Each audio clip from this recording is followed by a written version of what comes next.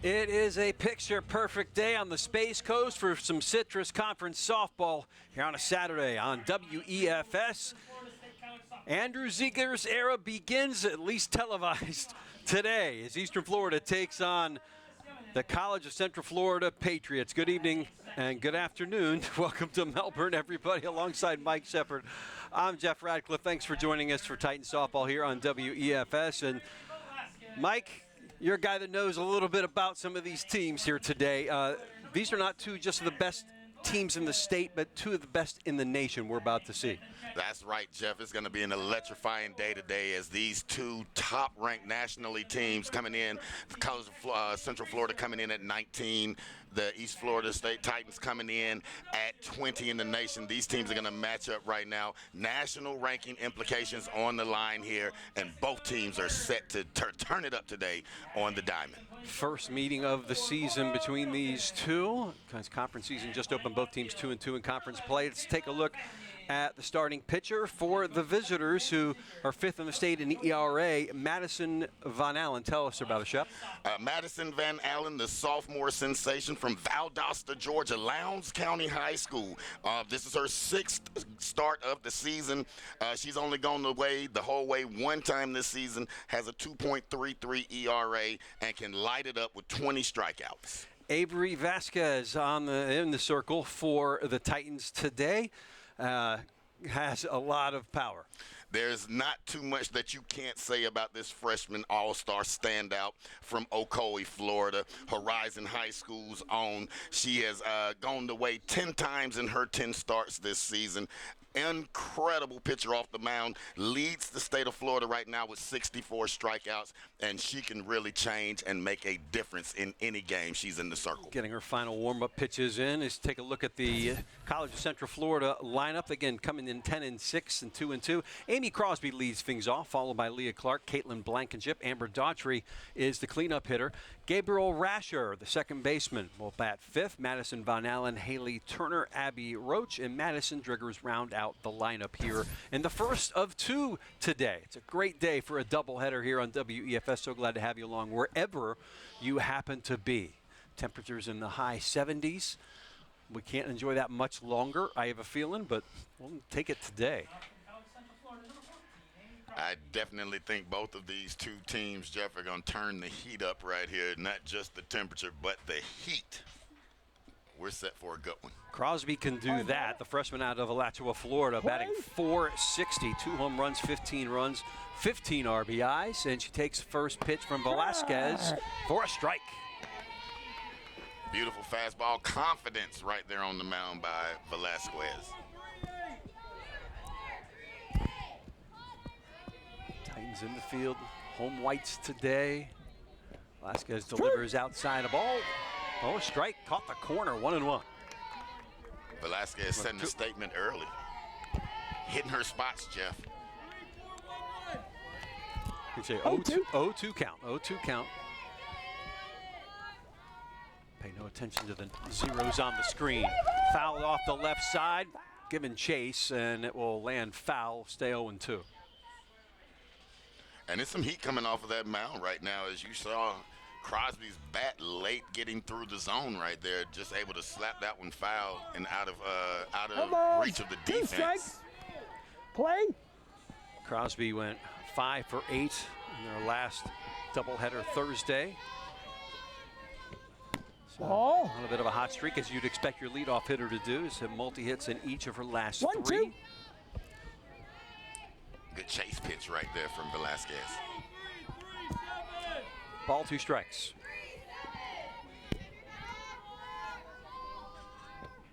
Ball. Takes a ball just upstairs, and count evens up at 2-2. 2-2. That's correct. Home plate umpire is Jeff Vallone, mic'd up there, we can hear. Pops it up to left center, where Kayla Fanning awaits it and has the first put out of this game. And there's one away here in the first. A lot of heat coming off of that mound right now from Velasquez. And as you can see, Crosby just able to get the bat around, but, you know, sending it to left field, opposite side for the lefty. Fanning, Jimenez, and Merck are the outfielders. Greaser, Otero, Corazzini there in the infield. Middleton, the first baseman. Velasquez is thrown to Emma George, by the way. 2-3,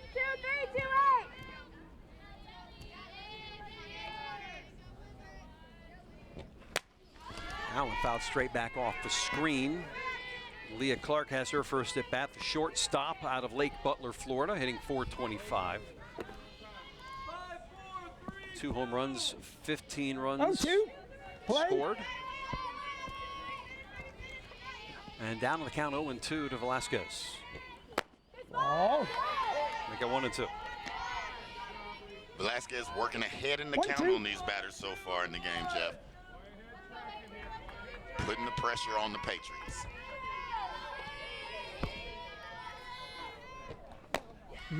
Upstairs, evens things up, 2 balls. 2-2. 2 strikes. Just a little high, honey. Okay, Just okay. a little high. Okay, thank you.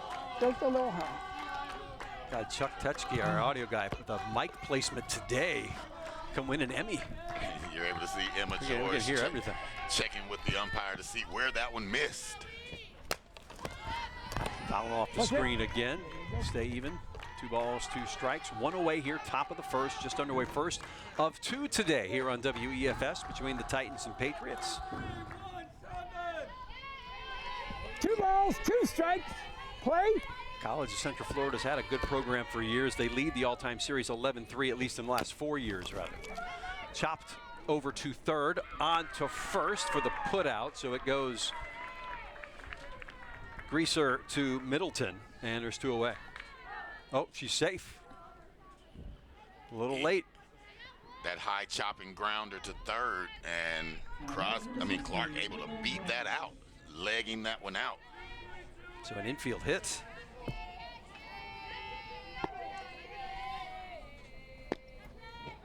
Ball. 1 on 1 out, runner goes. Thrown down the second is not in time from Emma George. And Clark is now on second with 1 out. Her 9th stolen base of the season. 1 ball. Clark not afraid to take off and put the wheels on. Facing Caitlin Blankenship now, the third baseman.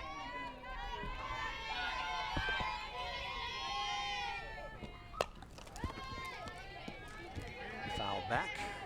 Ball and a strike. That time.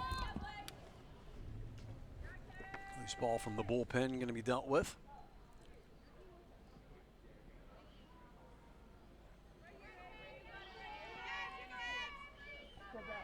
Avery Velasquez very, very aggressive on the mound right now, coming right at these Patriot batters. Play. High pitch, fouls straight back, goes to 1-2. Blankenship, sophomore out of Hudson, Florida. She gets on, she can steal a base. She's got 10 of them to lead the team. Hitting .372. Strike 3. And she's down on strikes. So first strikeout for Velasquez. Beautiful pitch right there by Velasquez. That one was tailing away from the batter, crossed through the zone, and then just unbelievable movement on that pitch for the second out. So 1 on and up, 2 out as Amber Daughtry, Winter Springs product, steps to the plate, batting .264. Snapped an 0 for 11 slump with a hit in each game on 0-1. Thursday night. Play. Down 0-1.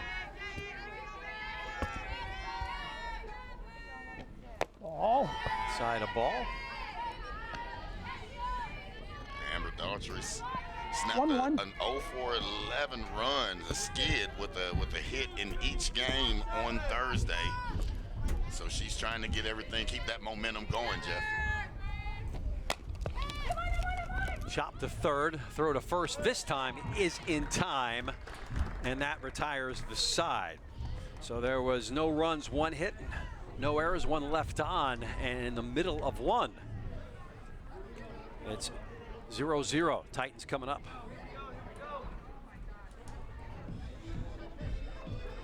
Let's look at the lineup here for your Titans for the first time here on WEFS this season. Aracelis Jimenez, center fielder, leads things off, followed by the hard-hitting Ashley Corazzini.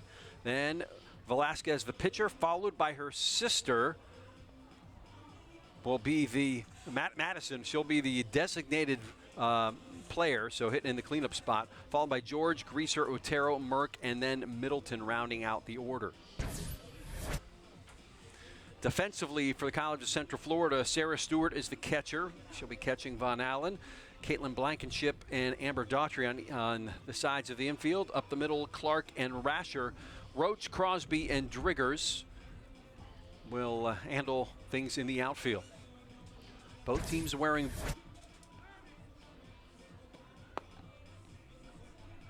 Central Florida wearing the blue, Titans wearing the white. Very similar color schemes if you trade out the green with the red.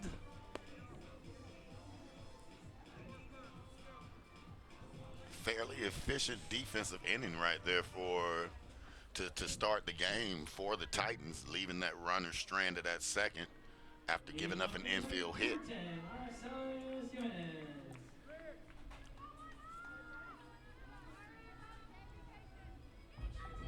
All right, Aracelis Jimenez, center fielder, freshman out of Orlando, batting .437. Montverde High School product.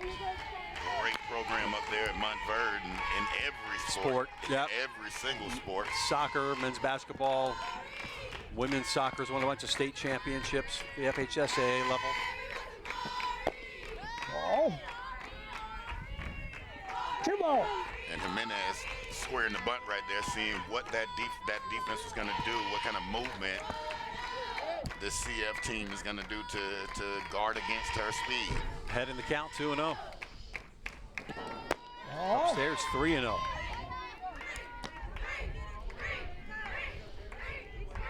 Trio.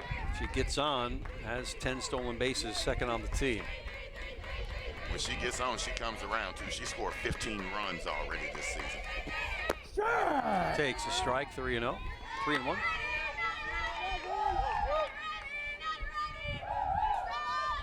Three, 1.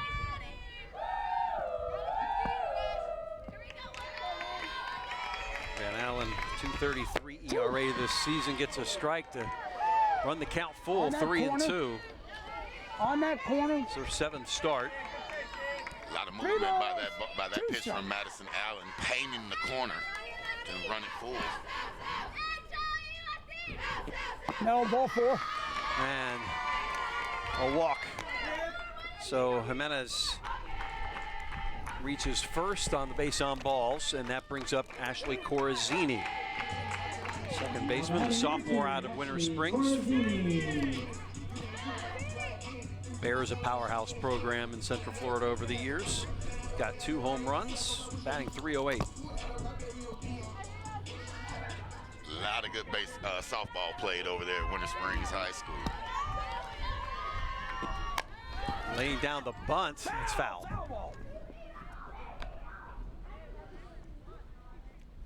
Aggressive play offensively right there, called by Coach Ziegler.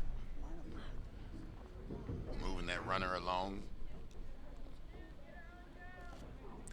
Which is interesting. We were talking with Mike Parsons ahead of the game, and his coaching style a little different than Shelby Pettick, who was station to station, slap, small ball. He wants to get the ball in play for sure, but it's a different style of hitting. And the team has listened as that's hit into the gap. Coming around third is Jimenez. She will score easily. And it's an RBI double for Corazzini. Jimenez turning the wheels on. There was no doubt about what she was going to do when it came to getting to that plate. That ball rocketed into the right field alley. So 1-0 Titans here in the bottom of the first. And that brings up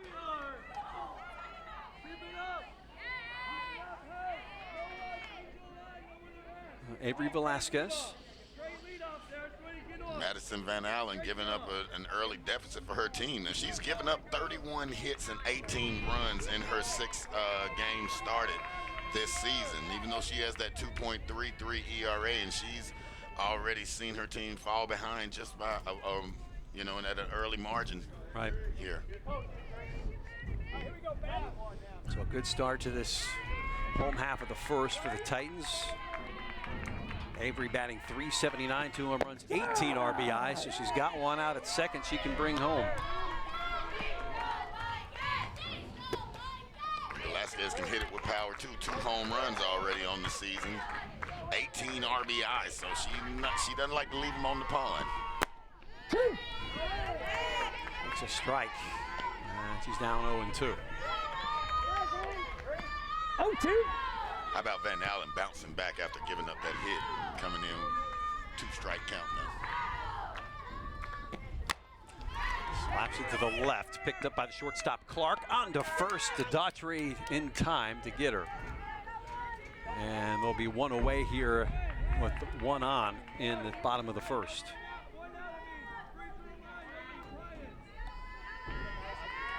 And now, first time in the starting lineup, Madison Velasquez.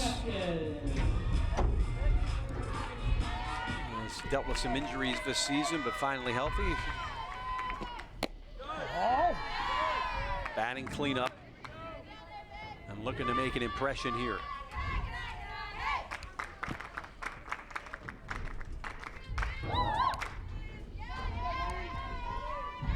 Jimenez at second, fouls that one off her foot.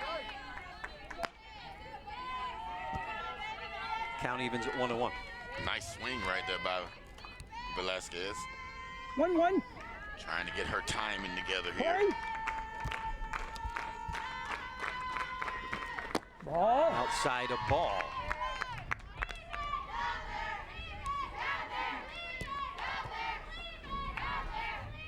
Two balls, 1 strike. The count from Jeff Vallone. Checks her swing. And it runs to 3-1. On deck is Emma George, the catcher.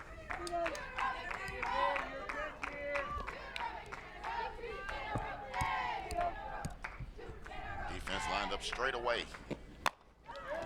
Pops it, and it will drop in left. That will score another one. As Corazzini is home, but now in a pickle for the second out, but give her the RBI. A little too wide around first. Great job of Madison Van Allen right there, picking that ball off as the cutoff man, cutting that throw to home off, and recognizing that she had Velasquez caught up over there between first and second.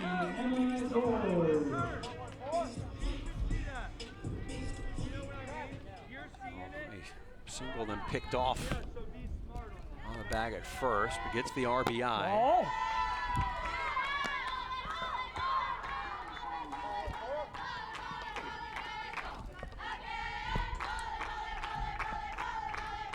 Two 2-0 Titans with 2 out and bases empty for Emma George. Oh.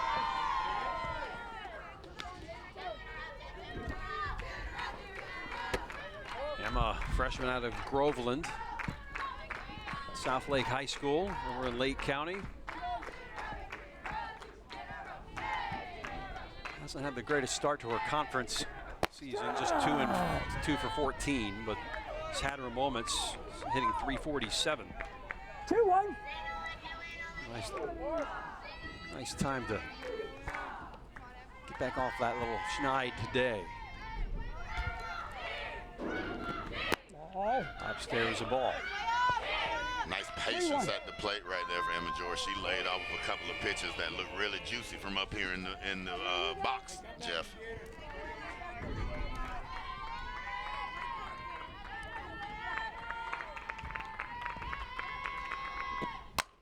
.3-1 lifted to left, going back over her head. Roach will chase it to the fence, and George is in with a stand-up 2-out double. and celebrates for it. That ball came off the bat with a lot of pop and was surprisingly carrying. I think it kind of caught left field or off bases just a little bit. Surprised that that ball carried like that. Great hit. Great job of hitting right there by Emma George. Third hit of the inning. Comes with 2 outs, and now a runner in scoring position for Ashley Greaser, the sophomore out of Lithia over in the Tampa area. And a meeting at the mound and a meeting of the minds. Megan Garst coming out to speak with her pitcher. Again, we've only, Van Allen has only gone 1 complete game so far this season. But early on here, the Titans have run her deep into each one of these counts. You've seen her get to 2-1, 3-1 on a lot of batters, and then those batters turning on that 3-2 pitch and really doing some damage early on here. And you got Emma George in scoring position now with the Titans with another chance to really add another check mark to that run total in this first. Megan Garst, the interim head coach right now, but has a lot of respect from that man. Andrew Ziegler said that's a good thing for them, not so much for us that she's the head coach now, at least for the time being. Thrown on to first, and the side is retired, but not before 2-run score on 3 hits. There was 1 left on, and it's 2-0 Titans after 1. We'll be right back on WEFS.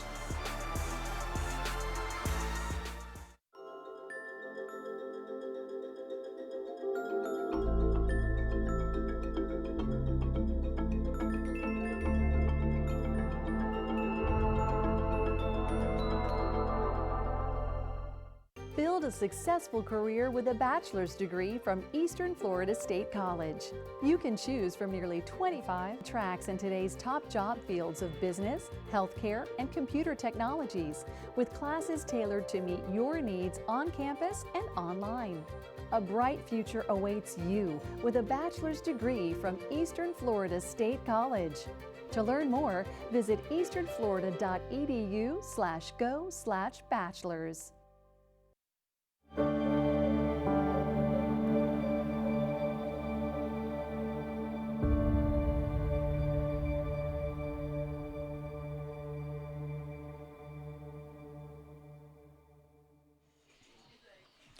We go to the top of the second. The Patriots now trailing 2-0 here to the Titans in this conference matchup, in the early conference portion of the Citrus Conference season.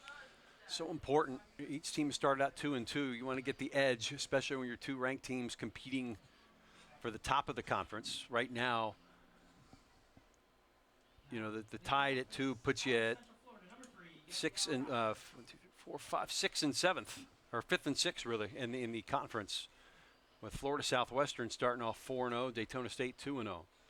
You don't want to get too far behind those 2 teams. And first pitch swinging, and a put out from Otero at shortstop. I tell you what, Jeff, what you saw right there with that breaking ball from Velasquez is what a 2-run lead in the first coming into this top of the second can do for your team. She can be extremely aggressive right now with the lead behind her back, and she showed it there with pitch 1. First pitch swinging again off the top of the press box. So Rasher's been retired. This is the pitcher, Madison Von Allen. 0-1. Sophomore out of Valdosta. Madison hitting .405 this season. Pops that one back too. Will be a 0-2. Heads up. I should have reached out and grabbed that one, Jeff. Right. Umbrellas will not protect you from that. Not at all. As Velasquez just continues to be in the zone and come right at these Patriot batters. Von Allen an 0-2 hole here to Velasquez. Keeps it alive off the screen. 3rd straight foul back. And 3 straight fastballs right there. No breaking pitches so far. Mike was telling us that she'll throw that curveball and it'll come inside on these right-handed batters. Let's see if she. A foul off to the right side. Wasting a lot of these pitches here from Just two. That's good. Velasquez. Thank you, coach. Avery. Nice start so far. She tailed that one high and outside her. Her fastball can come in mid-60s. Tailing away from the batter, that can be pretty dangerous. She rip it here. Gets inside on it, and it will be a foul ball. Boy, that could have been extra bases. Almost a CNI single right down the line right there.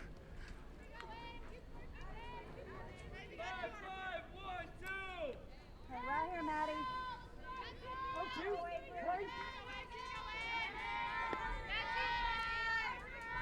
Von Allen, the 0-2, and he pokes it through to left, a base hit. Great piece of hitting right there by Madison Van Allen. Fighting right there. She has 4 multi-hit games. So 1 on and 1 out. Von Allen.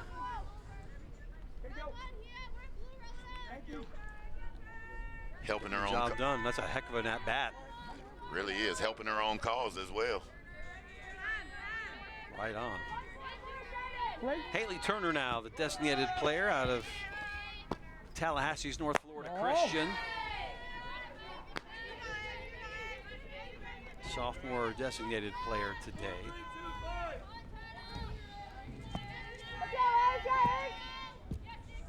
She's batting .333 on the season. Strike! Takes a strike count, evens at 1-1. Runner at first is Von Allen. 1-1.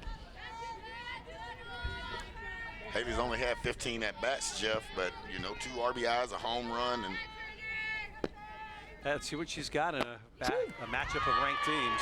Takes a strike, 1-2. 1 ball, 2 strikes. This is a big game in the early conference portion of the season, as I mentioned. You want to get out and get some separation early. These two teams likely be neck and neck for a long way. Ball. 2-2. Inside. Yep.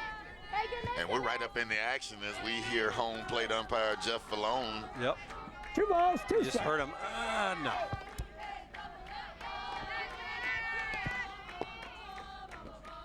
Inside. 3-2. That was that curveball we speak of. It's not a whole lot of change in velocity on that curveball than that fastball. Okay. You can see the movement on it, though. There's a full count pitch. Strike 3. Gets her. Second strikeout for Velasquez. Thought she was moving on to first. Not so. That look that Haley Turner gave back walking walking across the plate and back to the dugout, that thing could have melted ice. Another strike there. Turner the strikeout victim. It comes down to Abby Roach, the left fielder here in this inning with that runner on first. Freshman out of Keystone Heights, Florida. Turns on it, foul ball. And Batting .375. if you look at this lineup, Jeff, not really a place in the lineup that you can take a break and that you can really make any mistakes. All of these CF players have stat lines that'll show that they can hurt you. Play. A lot of averages in the 400s. That one right back to Velasquez, on to first, where Middleton gloves it, and that will retire the side. No runs, there was 1 hit, 1 left on. And in the middle of 2, it is Titans 2, Patriots nothing. Great first 2 innings of work right there from Velasquez. I'm pretty impressed with her control and the fact that right now she's saying, hey, this is my pitch, this is this fastball, come and get it, and I'm gonna let my defense play behind me. And right now it's worked out to her benefit. I'm interested to see, though, with Madison Van Allen spending that time on first base throughout that inning, being the first batter up to the plate, getting on, and then having to be over there on first in the sun, you know, not resting for 3 batters in a row with those outs. Now, how does that have any impact on her coming back to the mound? That's a good point, especially as you get later on in the afternoon when you get in the game too, the cumulative effect. Right. A great breeze coming through the area right now, and pretty decent weather right now, so wouldn't be as tough as it would be if it was that 88, 89 degree weather beating down on you over there at first.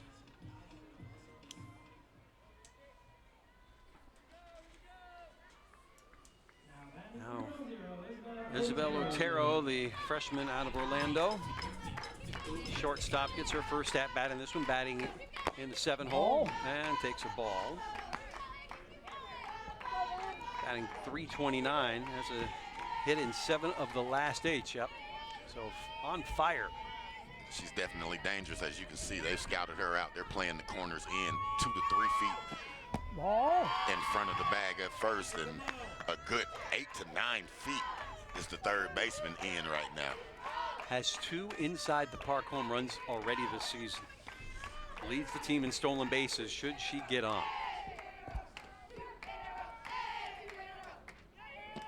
Strike up high. 2 balls, 1 strike. So if she gets on, it's as good as a double. 1 strike.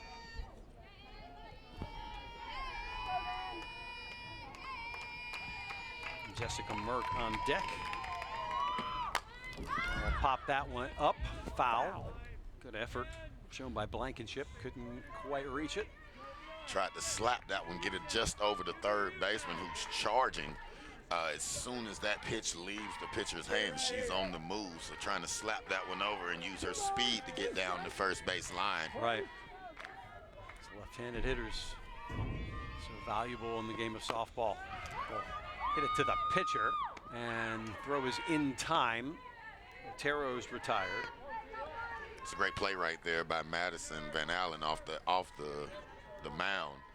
Your momentum taking you one way, able to get there and get that ball and get it over to first to get the speedy Otero out. Jessica Merck, Groveland South Lake, the right fielder, freshman, getting a start here today. Batting in the 8-hole. So chop that foul, and we'll be down 0-1 in the count.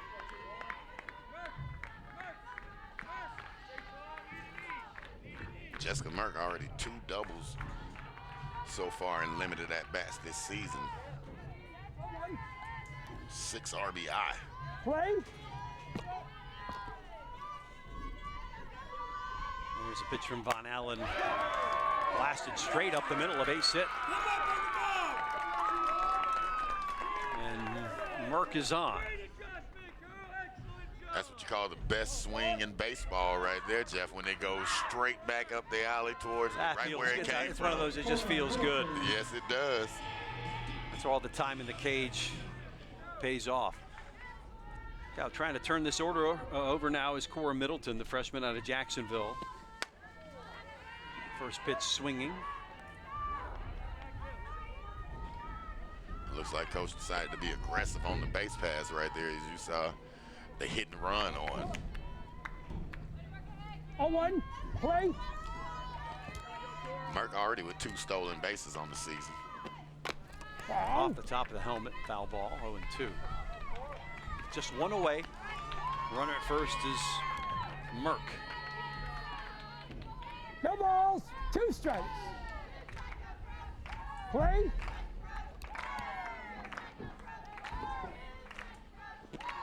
Ball. Outside of ball, 1-2.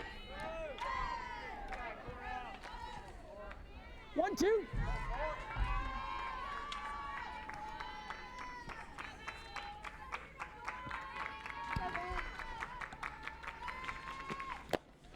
Swing and miss. And there are 2 away. First strikeout for Von Allen. And that's a great approach to that batter at the plate right there at the bottom of the lineup. Van Allen just coming right at her right there, aggressive. Let me get this out, and she got it. 2 outs in the inning now.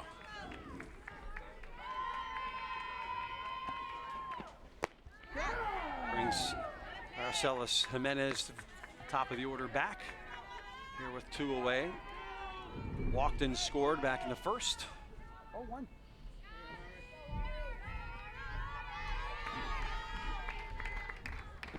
Ball. No ball, count even at 1-1. 1-1. Jimenez just looks like she's ready to do damage when she steps into that batter's box, Jeff.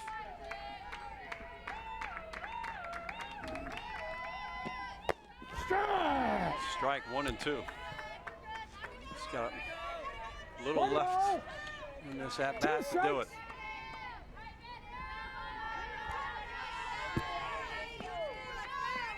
Von Allen trying to get out of this inning with no damage. Straight second, and the flip to shortstop Clark, and that retires the side. There was 1 hit with 1 left. Still, as we're through 2, Titans lead it 2-0.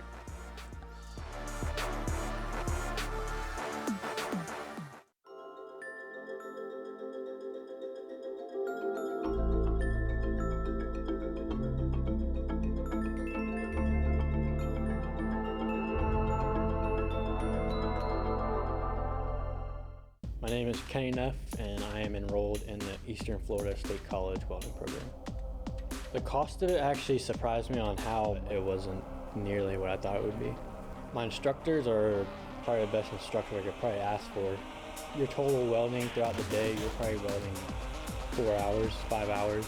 When the weekend comes, I'm waiting for Monday to come back around because I love welding, just being in there, hands-on, just constantly burning rods.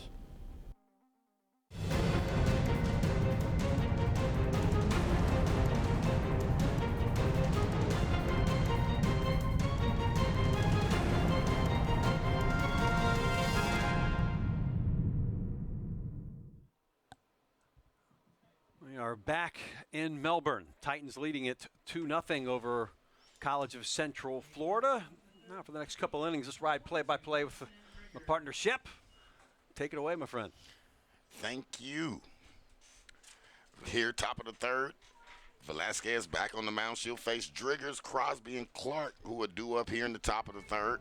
And there's a first pitch strike to start the inning.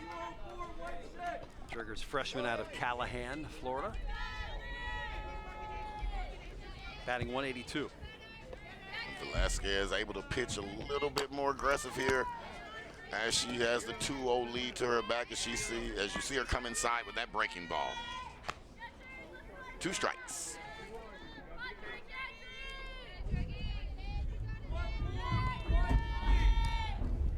Oh, 2. Play. Third inning of work here for Velasquez. Strike 3. And there's that tailing fastball again. Call strike 3. Velasquez on fire there. Like a snake. And it just tails right across that front corner of the plate. Like a snake. And we've seen 3 batters now just watch that pitch. Right. You know it's moving then. So that's her 3rd strikeout. And now up to bat, back at the top of the lineup, Crosby sprays that one out to left field. An easy task right there, running under that one. Kelly Fanning's not going to get an easier catch than that. Yeah, Maybe, well, she was looking into the sun a bit. She was right in her footsteps when she took maybe 2 to 3 steps. Right. And was able to In fact, secure she's that one. retired Crosby the same way, both at bats.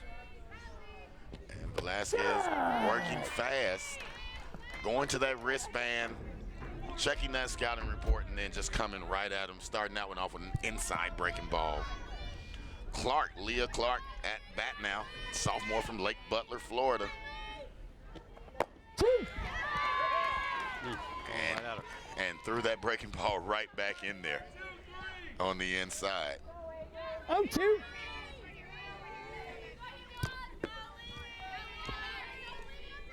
Clark, an infield single last time. Going to go more traditional this at bat. They tried to round that one off. If you notice here, Jeff, your left-handed batters for CF, they're all fouling that ball off down the third baseline. Your right-hand batters behind on those pitches as well, fouling them off down the right side. Play. And Velasquez continuing to work ahead in the count. 0-2 here, 2 outs, top of the third. That one pops straight up. Velasquez waves everybody off, and that'll be the third out of the inning. And quick work, 1, 2, 3 for the Titans here at the top of the third. Jeff, she's what we're seeing right now on the mound from Velasquez is very impressive early on here. I mean, she's working aggressively and really coming at these batters. And she's obviously the workhorse. This is her 15th appearance, 11th start. Every good college softball program has one of those, and if you're lucky, you get 2 of them. Madison Van Allen coming back out. No run support that inning from her team, but last inning we saw some great defensive work by the Patriots team to get on and off the field quickly as they struggled over those first 2 innings. Well, the Titans in command here, and they're going to have the top of the order.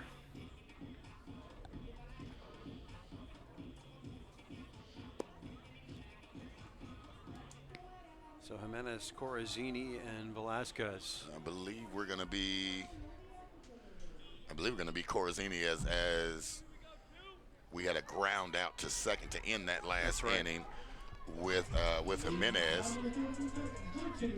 Jazzy Jeff, he's Jazzy Jeff Radcliffe. Oh, goodness. I'm Mike Shepard, the Fresh Prince on air. And we are here with Titans So softball. he's the rapper, I'm the DJ. Is that how it goes? I believe that's what we'll say it like that. As Corazzini steps in and takes a first pitch strike. Madison Van Allen seeming to have settled in now after a rocky first inning. Corazzini looking at strike 2 as that fastball cuts the corner and tails off. Point down corner. Yeah, Corazzini doubled and scored No balls. 2 in the strikes. first. Laser shot that she sent No into the ball. alley and watches that ball stay outside. And Van Allen tried to catch that One corner ball, 2 again, strikes. cutting that corner with that fastball. 1 ball, 2 strikes. No outs here, leadoff batter, Corazzini. Ball. Avery Velasquez on deck. 2-2. The Titans will place Corazzini, Velasquez, and Velasquez. And that's not a law firm. If it is, I'd put my money there and I would call them. Yeah, I'd put it If I was injured in an accident, every that's where time. it's going, yeah. Every time. Not for the people, 2 balls. for the 2 Titans. strikes. For the Titans. Yeah. 2-2 count. Play. Number 2 at the plate. Ashley Corazzini looking at that pitch. Ball. Takes that one low and inside, running that count full.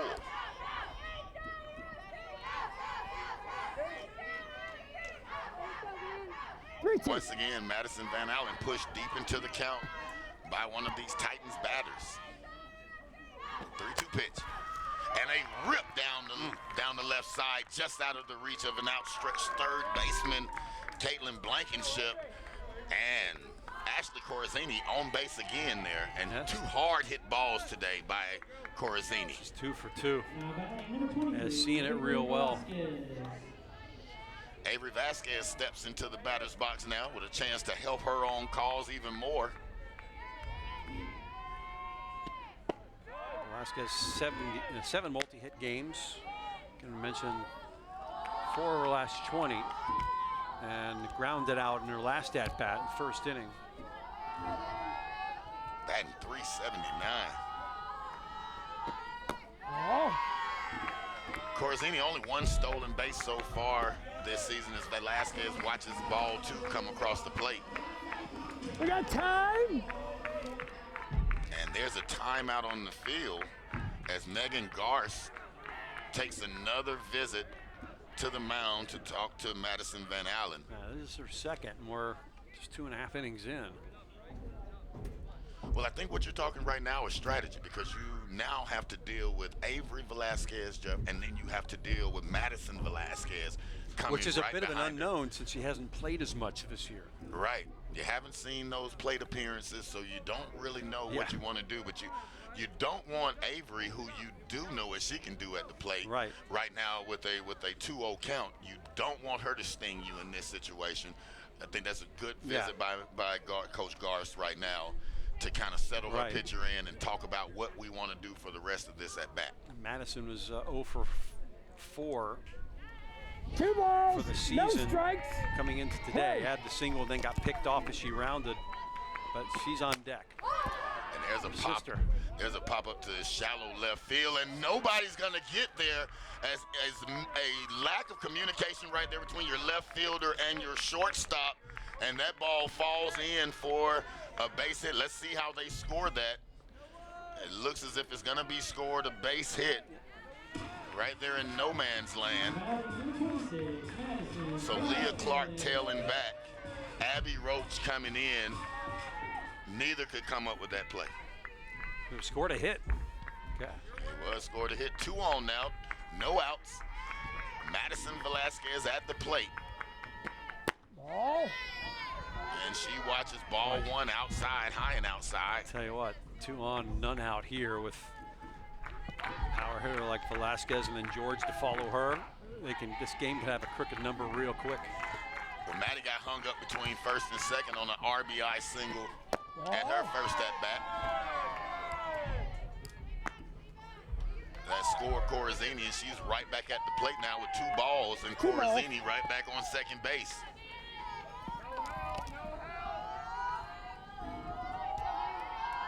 Hitting the count. Oh, look out below. What did Coach do to her pregame? And there's a shot payback sent over to Coach, and he tells her thank you very much. He needed that exercise, a little P90X right there. Does that Coach. still exist? Is that a thing? I don't think it's still a thing, but we're just going to mark it up as yesterday, Jeff. That was Michael Flatley with the river dance to get out of that. It was. A lot of flexibility right there, dancing with the stars action over there. That's with the stars. He would have been seeing stars if he hit the ground that hard. Yeah, he definitely would have had a golden tattoo. 2 balls, 2 strikes now. 2 men on. He'll take it if she's going to hit it that hard. No outs, top of the 3rd. And there's a shot into deep left. That ball's going back, and it bounces off the top of the fence. Rounding 3rd is Corazzini. She'll score, and a stand-up double for Madison Velasquez. And the action is going here in Titan country. Titans lead 3-0. Wow. Strap a saddle on that. She took it for a ride. And now there'll be a discussion. Did that ball hit the yellow? Do we have any? Oh, if it is, it has been blown open. If that's the case, let's see. And If it hit the yellow. we listen closely, we can hear Coach Jeff Vallone discussing. No matter what, 1 run in. There's a timeout. Madison comes over and gets a big hug from Coach there, and they're the twin sisters. There they are. Dapping it up. I got to get this sorted out. This is a difference of a 3-0 game or a 5-0 game. I don't believe that they're going to change the call, but we are going to see a change of pitchers here. Yep.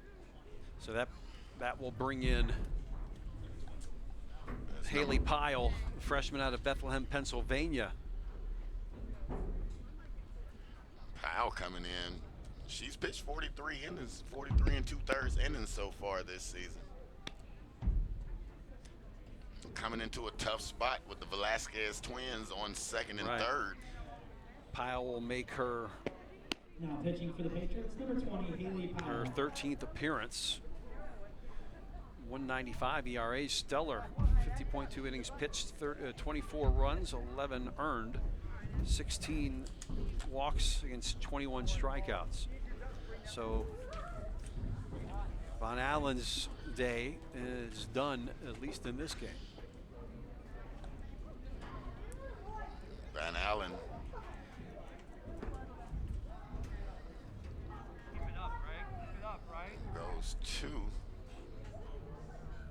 doesn't get any outs in that top of the third. Right. Face 3 batters. So everybody on those base paths are her responsibility. So Powell coming into a really difficult circumstance. No out. Runners at second and third. The Ducks are quacking.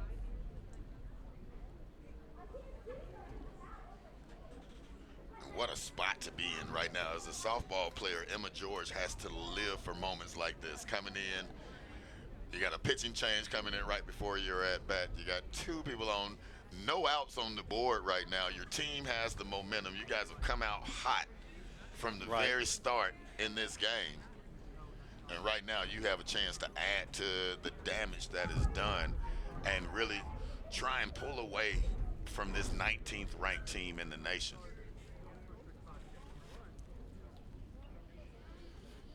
Again, the discussion, it seems like the discussion is continuing, Jeff.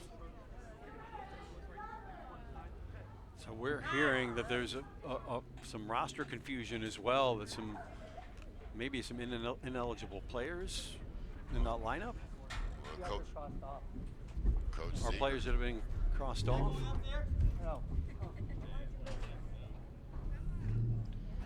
Coach Ziegler calling down some assistance from the bullpen. I mean, from the press box. See if we can listen in.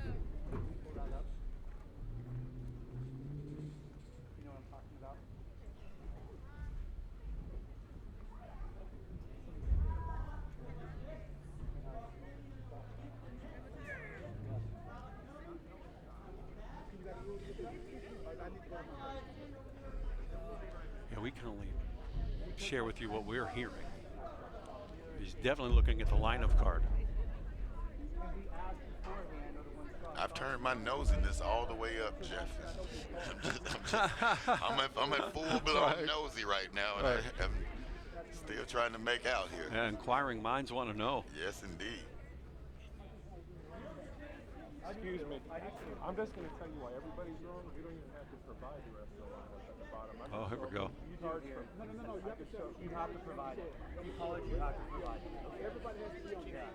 And normally, just of the future, you circle the starting process. We don't. This is the way we've always done it. Nobody, no blue has ever said anything. We're under interim coaching right now. Okay, so it's been a. You're supposed to pull books out in the middle of the game. That's another rule.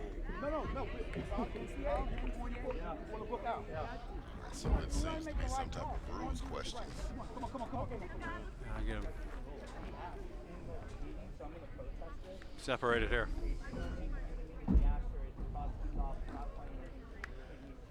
And the umpires take a.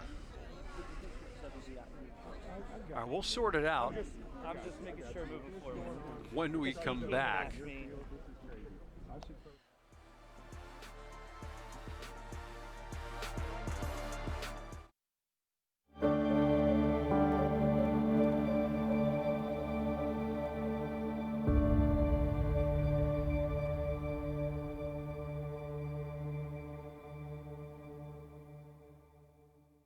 The engineering technology program is a 2-year AS degree. It's a lot of hands-on, a lot of industry skills, and our programs are up to date with the local demand. We talk to the local industry and ask them what do they need from our graduate. And so far we're providing a good workforce for the Brevard area. When the student graduate from this program, actually we have a waiting list. A lot of companies want some of our graduates yesterday.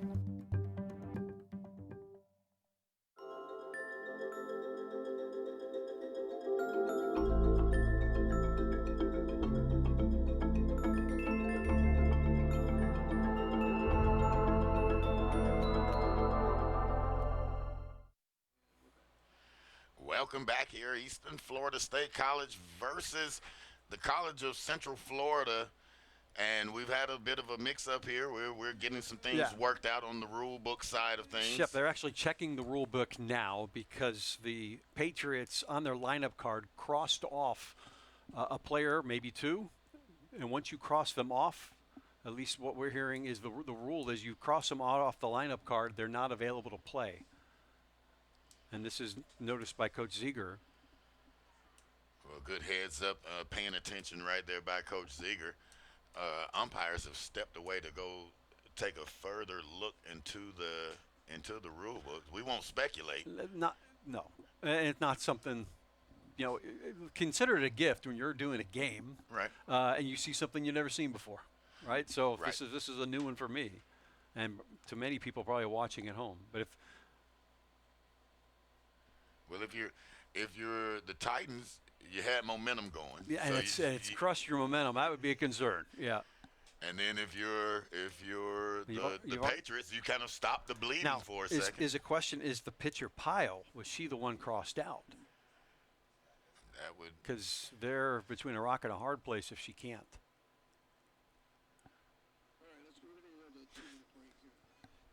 All right, Coach Ziegler has been around, and is anybody I would trust to know the rule book, it would be him. but I think we're going to give them a chance to work this out and see what's going on. We'll probably toss it right on back to break here and allow them to get things worked out. And when we come back, hopefully we have some more definitive answers for you, and we'll be back to live action. I'm Mike Shepard with Jeff Radcliffe here. Titans lead the visiting Patriots 3-0, top of the third.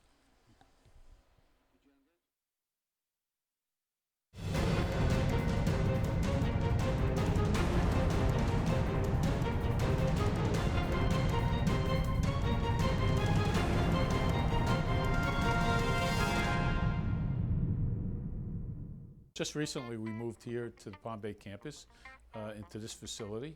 It encompasses about 25 acres. The facility at Eastern Florida State Fire Academy is by far one of the best academies, in my opinion, in the Central Florida area. I chose this area because it was one of the highest ranked fire academies on the whole east coast of Florida. So our instructional staff consists of firefighters that are still on the job. Instructors bring many different skill sets, and I like the mix, to be quite honest with you. So when you bring all those different skill sets to the table, the recruits are able to gain so much more knowledge than maybe other academies. They're not only instructing us what they're supposed to be teaching us and getting us ready for our state test, but they're giving us real life examples of how things are going to go, not just to pass the academy, but to prepare us for the real world. We're able to do technical rescue training. We're able to do fire training. We're able to do any type of VMR training, any type of training that's in the classroom, such as getting your certifications for inspector classes. They're all offered here at this academy. And their ability to teach us, instead of just going through the motions and telling us we need to do this and we need to do that, you know, they teach us why, which helps us understand much more of how things operate in the real world.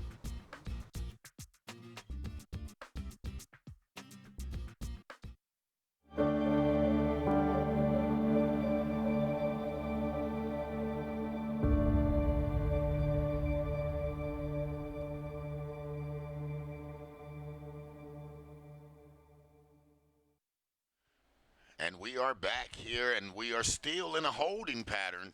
Citrus Conference action here between the East Florida State Titans and the College of Central Florida Patriots. And I tell you what, Jeff, I'm getting all mixed up here now because I've never seen a break like this in a softball game. The Eastern Florida State College Titans here. And I've never seen a break in the action like this for rules verification. Yeah, they are actually thumbing through the rule book now to find that provision in the book about crossing out somebody on a lineup card. Now, we have a picture of the lineup card, right? Let's take a look. We do, but I believe it's just the starting lineup card. Yeah, but sometimes those lineup cards have, well, it depends on how. Oh, yeah, at the bottom you right. see players that are crossed out. And number 20 is crossed out on that card. Yeah, Mike Parsons letting us know they're looking at the rule book. Their list got crossed off like she was out, so they were not expecting her to pitch. So another pitcher is warming up. Yep.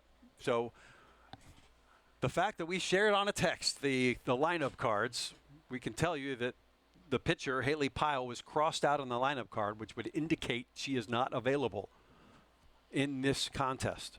Maybe you assume she was being saved for the second leg of the doubleheader?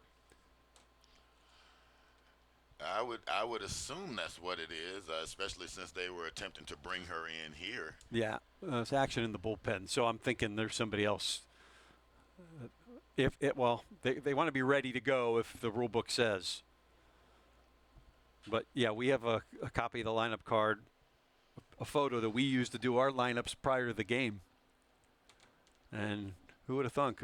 That gets information we can pass on to you, the viewers at WEFS.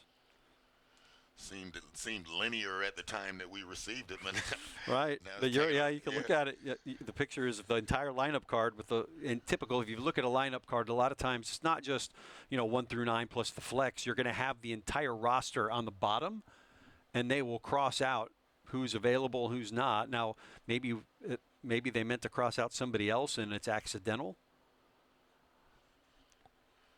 Well, we still have not seen the reemergence of the umpires from the dugout checking over. We were able to hear a little bit of the conversation taking place at the net behind the backstop. And now here come the umpires. They are. Right, the umpires are ruling that she can play. And now Coach Ziegler is going to say, here's my rule book.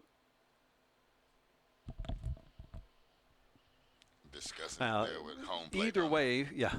Either way, Shep, Pyle's coming into a situation that's, you could say, sticky at best. A lot on the line here between these two Citrus Conference opponents. So we can confirm Pyle is the number 20 on the roster at the bottom of the lineup card is crossed out. So that is the contention. But the ruling is they're going to let her play. It's like the Bad News Bears, Go back to the Astrodome in the 80s. Let them play. Well. Very, very good reference right there.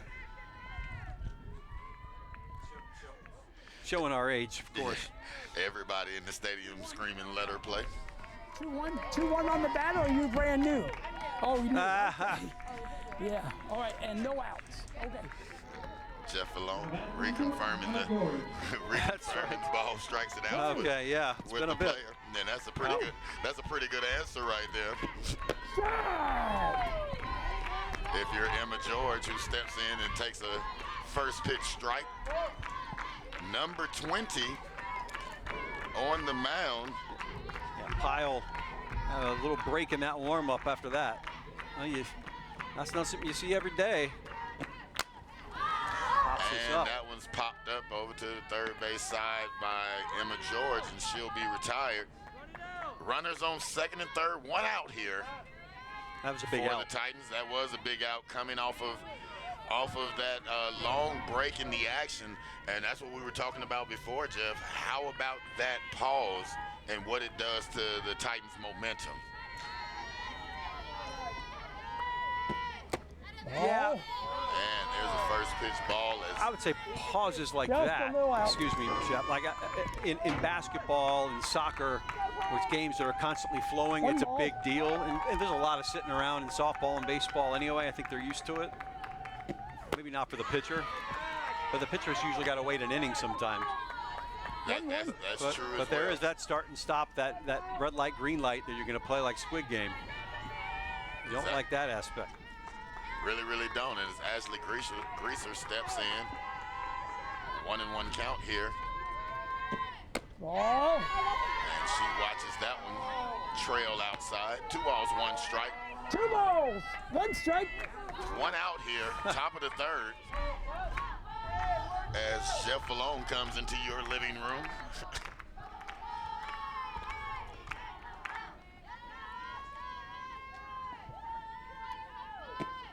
And there's a pop towards the right field, charging in. May score 1, nope. And that ball was shallow enough to hold a runner at third. So right flying out to Driggers, and now down to their final out, and may get out of this jam amazingly. Wow, that pause. 0 out, 2 on at second and third. And if they can retire Otero here, you're still in this game. 1 hit, it's another ball game.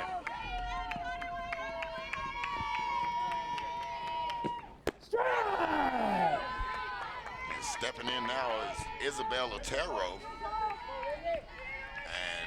she has an opportunity with 2 on to help their cause here. 15 RBI on the season for Otero. She takes that first pitch strike. Pyle does lead the team in strikeouts. And there's a shot slapped into left field, and Otero's going to come through right there with the RBI. The 2-out RBI, bringing in Velasquez and moving Madison Velasquez over to third. Big hit right there. Yeah, and if you were Andrew Ziegler, you want to get out of this inning with more runs than just those first 2, so that was big. When you got 2 on and none out. Isabel Otero picking up her 16th RBI of the season right there. 4th hit of the inning for the Titans. Runners at the corner now, 2 outs. You get to see Merck, who had a single in her last at-bat. Merck steps in with an opportunity to keep the party going here for the Titans. Strike! And there's a strike. Now throw to second. And safe. Otero had gotten held up in the middle, not certain what was going on with the delay from Sarah Stewart firing it down there. When she finally decides to, Otero goes in afterward, and she comes up holding her shoulder. And they will call a timeout as she went down hard to avoid that tag. No, that's not something we ought to see ever. Unfortunate right there. She's reaching and grabbing at that shoulder, now going down to a knee. The ground is hard. Trainer will come out. Good Ziegler first on the scene. Let's take a look here. It's kind of a lob throw. And you see she was caught up halfway between first and second with that runner on third, trying to draw enough time for Velasquez to move down from third to home. It just kind of plopped down, didn't look, it was too hard. And it's more like a dive than a slide. Yeah. Kind of got caught between 2 minds, maybe. And we are at another break here in the 3rd inning. Yeah, it's been a long bottom of the 3rd.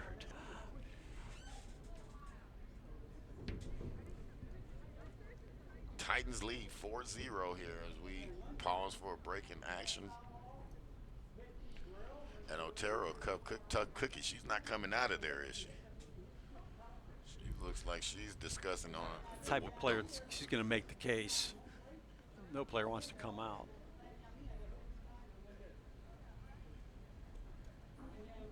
See if maybe if there's an injury, maybe that shuffles the lineup, maybe they let her run, who knows?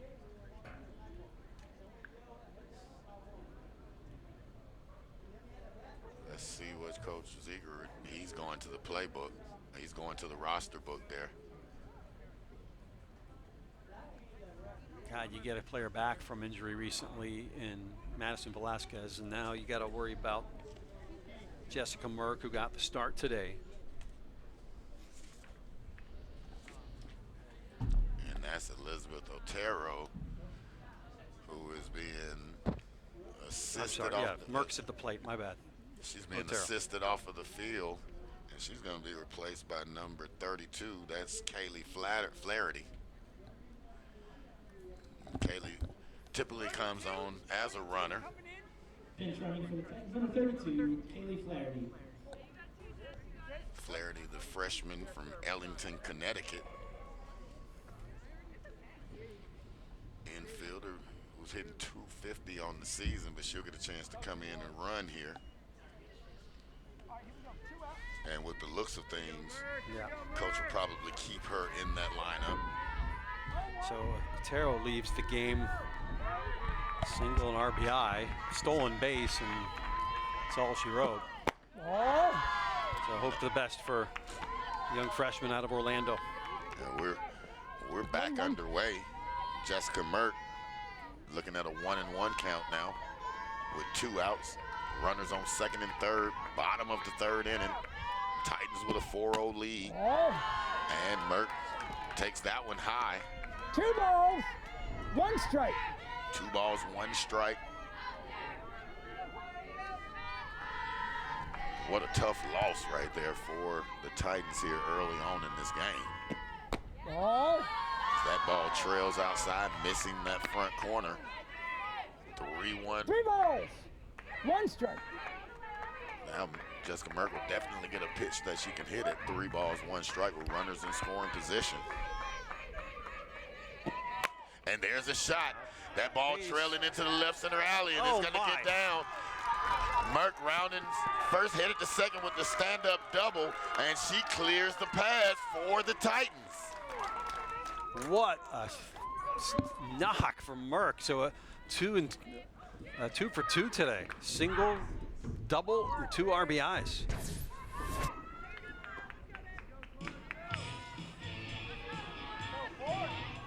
And Jessica Merck makes sure that those 2 runs were picked up and leaves herself in scoring position. Oof.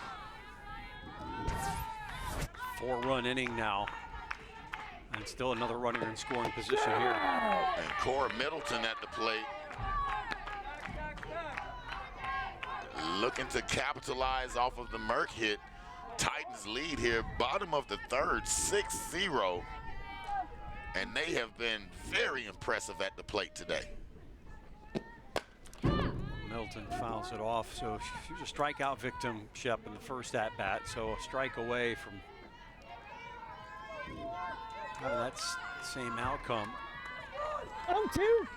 Cora Middleton, the freshman from Jacksonville, trailing in the count now, 0-2. And slaps it over to the right-hand side. Handled easily right there by the first baseman. For out number 3, Amber Dougherty ends the inning, that half of the inning. But after 3, it's 6-0. Titans lead Patriots. We're going to take a break right now. Mike Shepard, Jeff Radcliffe will be right back with you for more.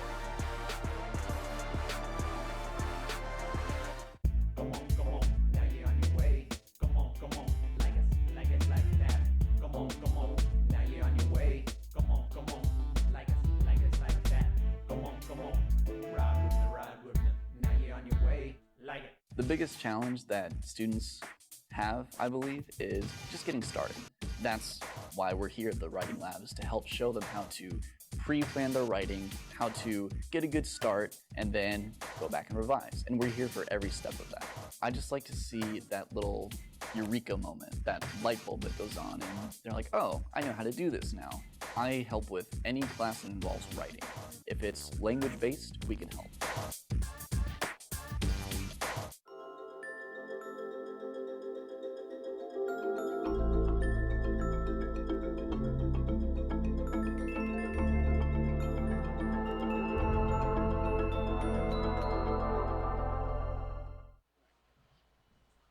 We are back to action here. Eastern State Florida College leads the visiting College of Central Florida 6-0 here, going into the top of the 4th. And good news after last half inning for the Titans, as Isabel Otero came jogging back out of the dugout, and she's back at shortstop, Jeff. Put me back in, Coach.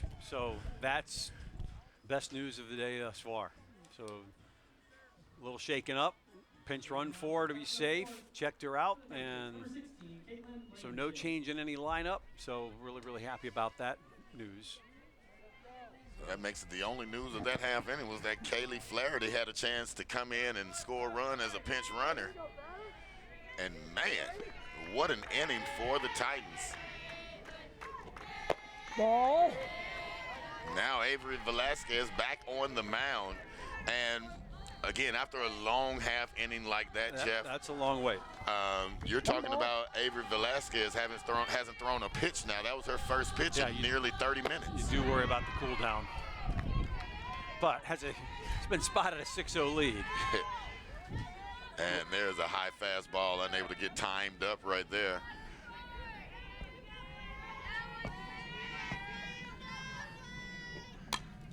Throw strikes. As Caitlin Blankenship fouls that one back. Blankenship, sophomore from Hudson, Florida, River Ridge High School. 1 ball, 2 strikes. Looking at a 1 ball, 2 strike count here Play. to start the inning for Central Florida. Ball. And Velasquez throwing that one with a little bit of extra pepper on it. Yep. Gets past the catcher and back to the backstop. 2 balls, 2 strikes. Blankenship, one of the 3 strikeout victims for Velasquez.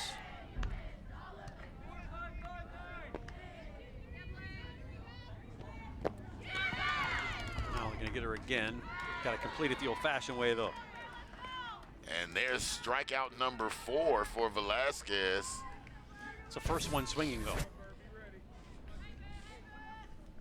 And just Now batting number 12, Amber Doherty. that fastball, just low, unmanageable for Blankenship. Great job behind the plate, blocking that one up, and like Jeff said, getting the out the old-fashioned way. And there's one popped up right behind the backstop. And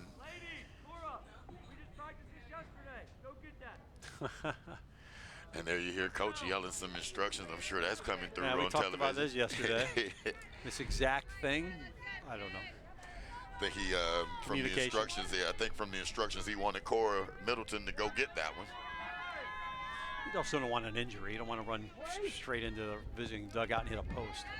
All right. No balls, 1 strike now. And that one fouled straight back towards us.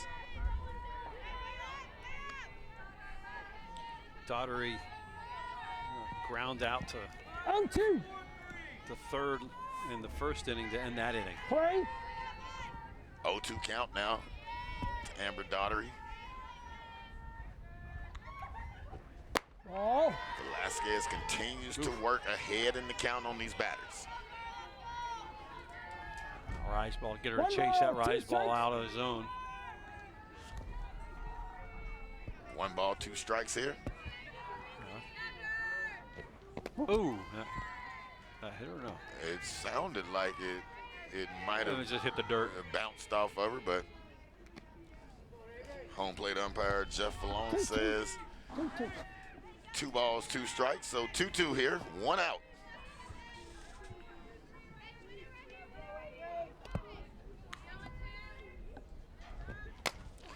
There's a sprayed pop fly over just outside the first base line, and that's handled easily by Cora Middleton for out number 2. Got 1 unassisted. Now batting number 3, Gabrielle Rasher. Now Gabrielle Rasher steps to the plate with 2 outs, nobody on. Ball. And she takes the ball high. Rasher, the sophomore from Naples, Florida. Fly it out on the infield first at bat. And she gets a hold of one and sends it into foul territory. Great bat speed right there from Rasher. Yeah, leads the team in doubles with 5, riding a 3-game hit streak. Does have 2 home runs, tied for that team lead. 1-1. One of the first foul balls that we've seen CF get a hold of today and actually hit the opposite, hit in the pull direction. as Velasquez loads up and sends a fastball straight down the heart of the city. 1 ball, 2 strikes. 1 ball, 2 strikes.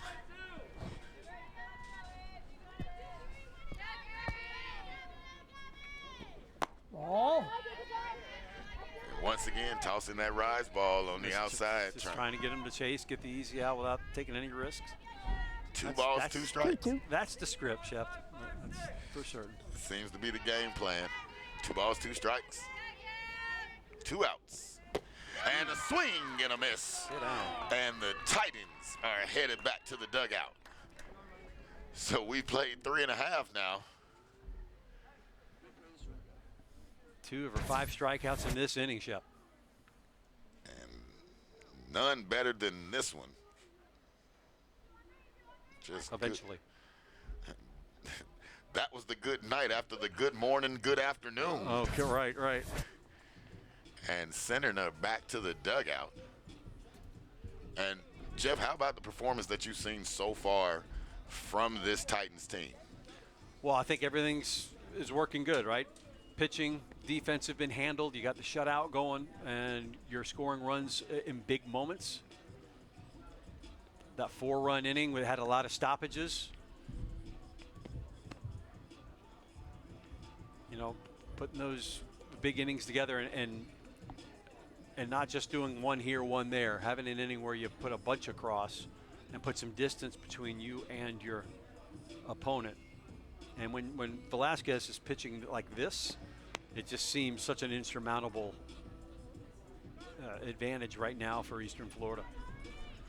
I agree. I'm really amazed. But I have seen that. I have seen teams come back. I think even in this stadium where teams had a significant lead of 7-8 runs and lose.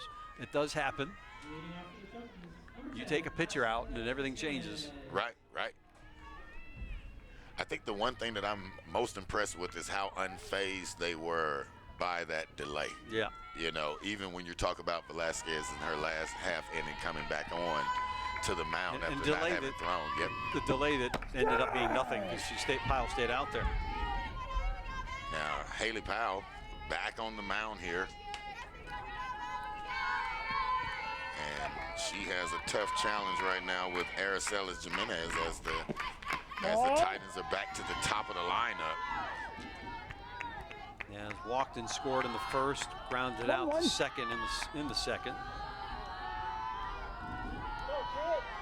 The speedy Jimenez at the plate. Now hitting 8 of the last 9. And right back to where it came from. And great play right there by Haley Powell to knock that down and get the play over to first for the first out of the inning. That's a big out after you've had an inning where you've given up 4. To get that first one going. Out of the way, especially with the top of the order. And good glove work right there to knock that ball down. Keeping it right there in front of her, manageable. Corazzini up for the 3rd time. Double RBI. And singled and scored in the 3rd. So nice spot. 2 for 2. An RBI and 2 runs scored. Powell trying to work that inside portion of the plate, missing right there just a little bit inside as you hear from the home plate umpire. And follows it right back up with a great rise ball cutting across that front corner of the plate for strike 1. And Ashley Corazzini, who's been on fire in her first 2 bats. 1-1. Yeah, they haven't figured her out yet. And there she is, spraying that one over to the right side. And that will do it. Yeah, definitely. Tracking that one was the second baseman.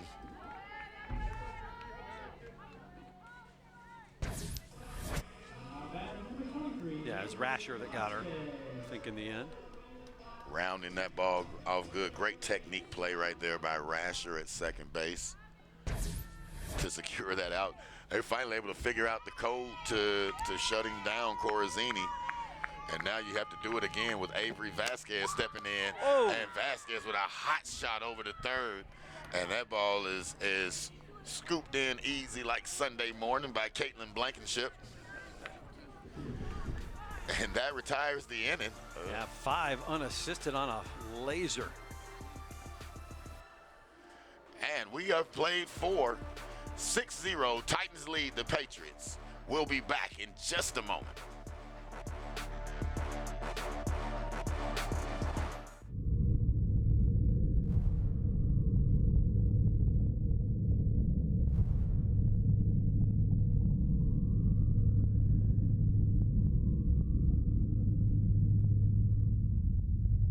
When I transitioned from student over to employee, there was so many people that I already met and made good impressions with and had good established relationships that I had no problem getting jobs. Everybody was very welcoming, letting me in, and knowing that I was a new therapist, they didn't just throw me to the wolves per se. They let me work my way into things. They were always checking on me, hey, you need help with anything, everything fine. So there's always very caring people out there. You're never just set out on your own when you're new. And everybody watches your back, takes care of you.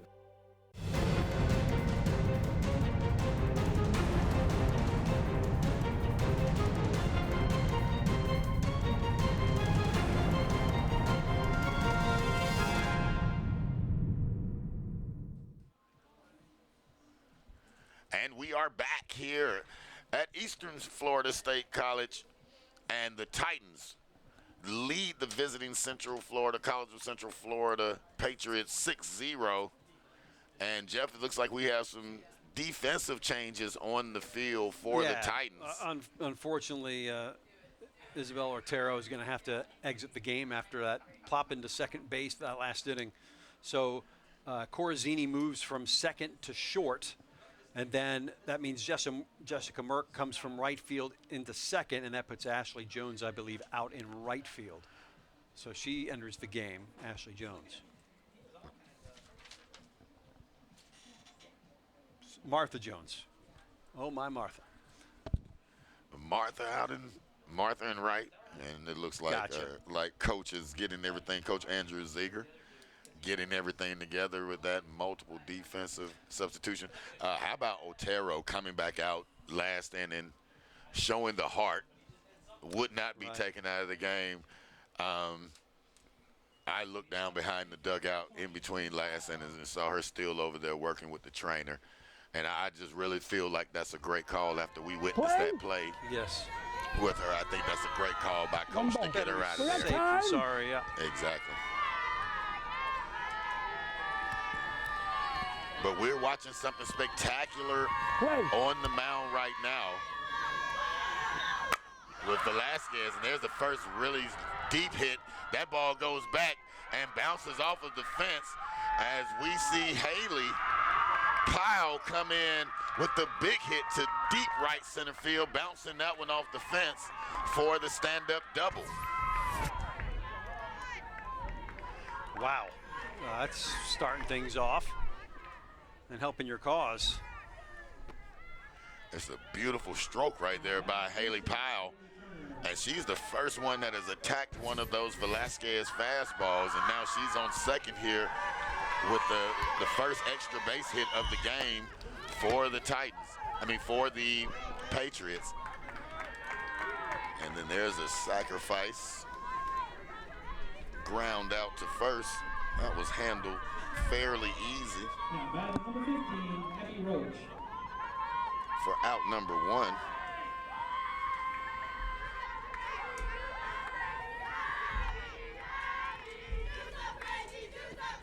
Oh. Now at the plate, number 15, Abby Roach. With a runner just 60 feet away. She takes ball number 1. And Roach turns on that one, hitting it foul and deep. 1 ball, 1 strike now. Vasquez really seeing her first trouble from this Patriots team of the day right now. 1 ball, 1 strike, 1 out. That ball low and inside. 2 balls, 1 strike. And now we're hearing a little bit of enthusiasm from that Patriot dugout. First signs of life that we've heard from them is that one is popped straight up to third.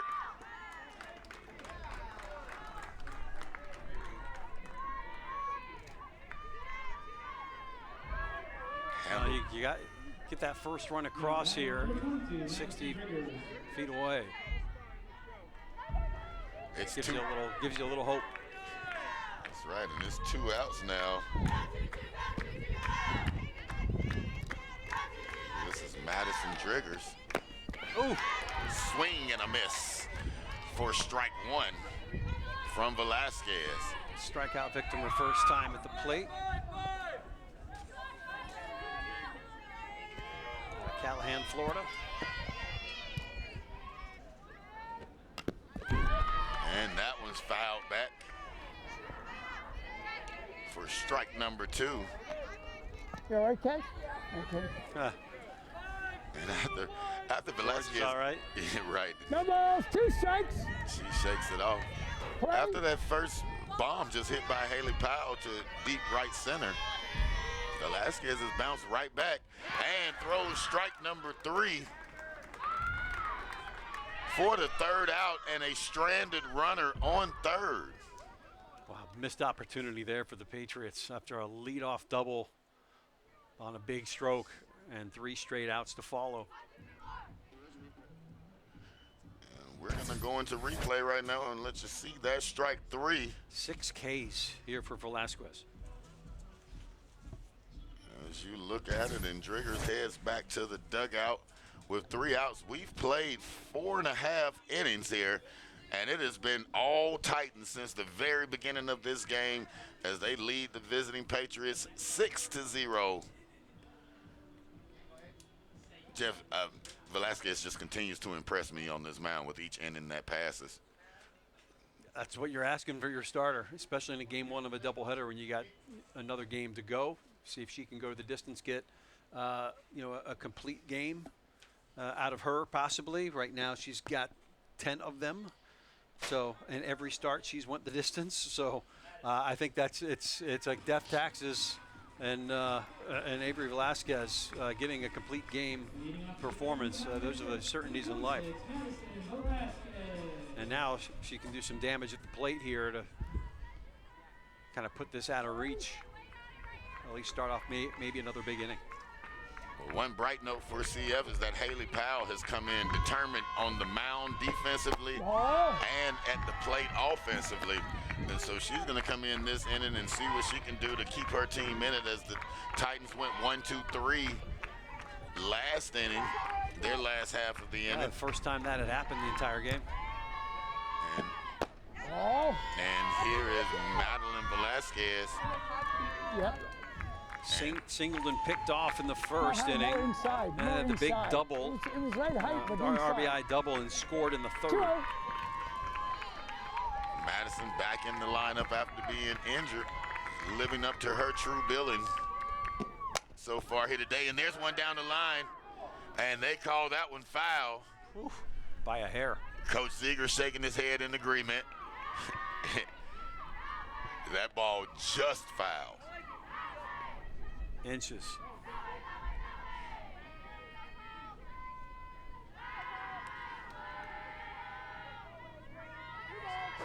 And happy dugout right now for the Titans, of course.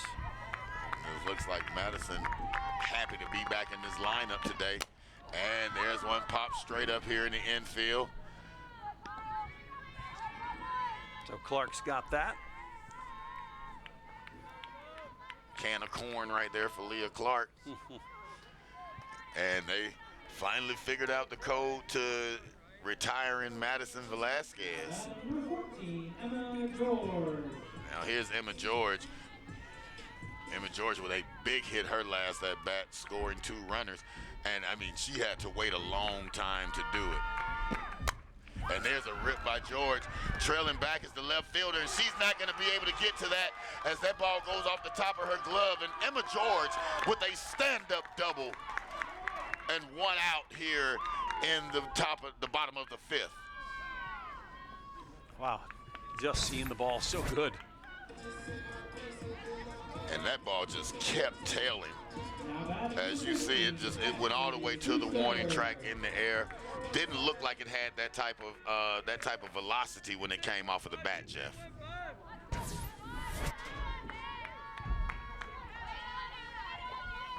got the good turn on it. Ashley Greaser steps in now. Greaser a ground out and a fly out in her first 2 at-bats. Titans look really, really comfortable at the plate today. This Greaser looks at a strike. She has a chance to pick up that runner off second.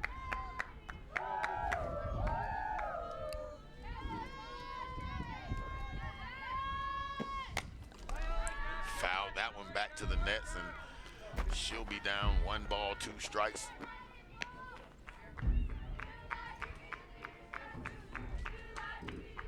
One ball, 2 strikes.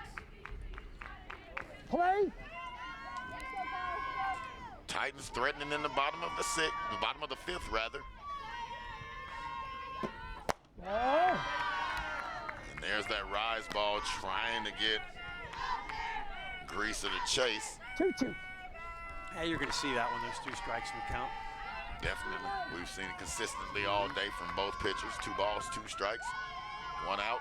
Emma George on second.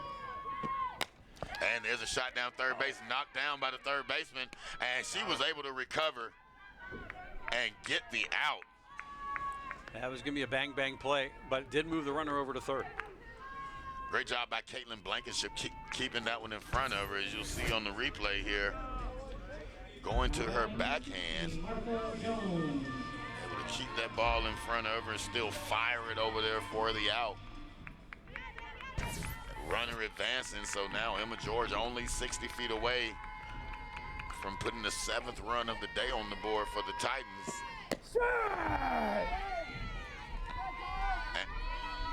And Martha Jones stepping in now, who substituted in because of the injured Isabel Otero. Now the right fielder, Jones, hitting 362, so he has some smack in that bat.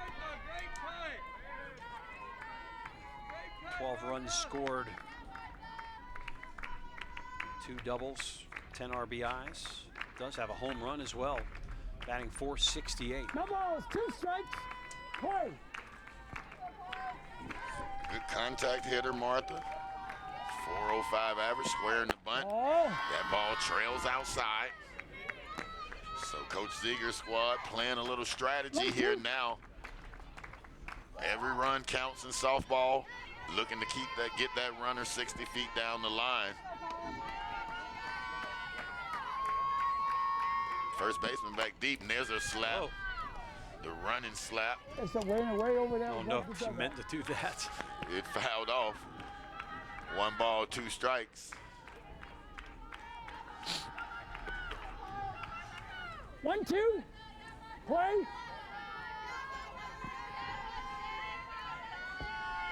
That's Haley Powell. Time. Calls time. Didn't expect to see the bunt square there. You see old squeeze play maybe. We've seen that. Seen everything else. Yeah, we've seen it indicated several times. But she pulls it back and tries to slap her. Bouncing that one off the net.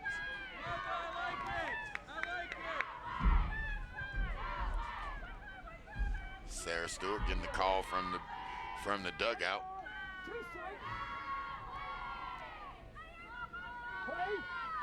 Haley Powell trying to get out of this one with minimum damage done. 1 ball, 2 strikes. And there's one right back to Powell. And that'll be secured for out number 3. And that will end the bottom of the 5th. No damage done as they leave 1 stranded 60 feet away. We've played 5, and it's Titans leading the Patriots 6-0. Be back in a second.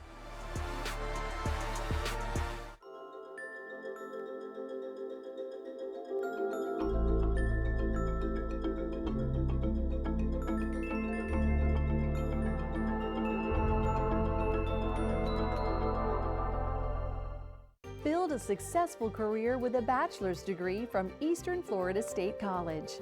You can choose from nearly 25 tracks in today's top job fields of business, healthcare, and computer technologies, with classes tailored to meet your needs on campus and online. A bright future awaits you with a bachelor's degree from Eastern Florida State College. To learn more, visit easternflorida.edu/go/bachelors.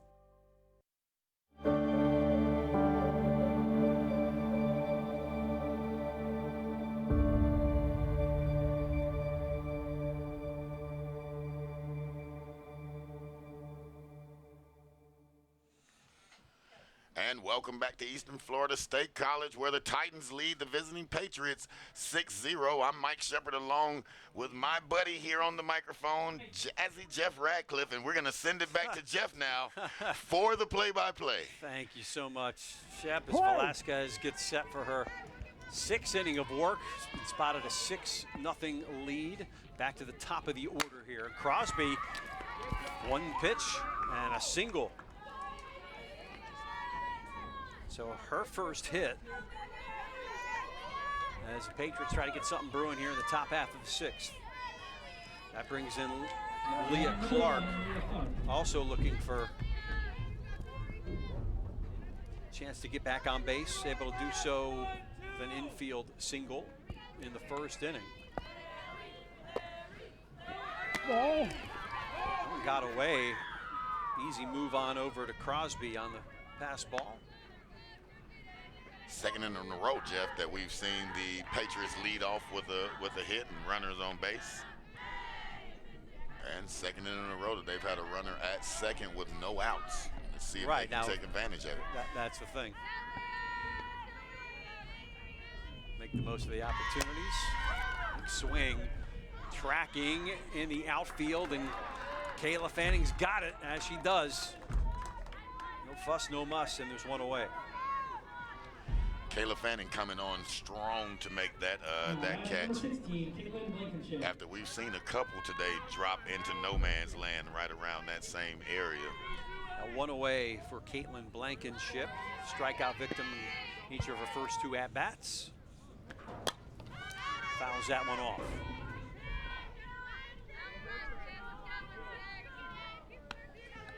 Blankenship out of Hudson, Florida, batting .372 coming into this affair. She gets on, leads the team in stolen bases. Blankenship, no stranger to picking up runs, 10 RBIs on the season. Made contact, fouled that back. She's in a hole 0-2. So Velasquez has some pitches to waste here.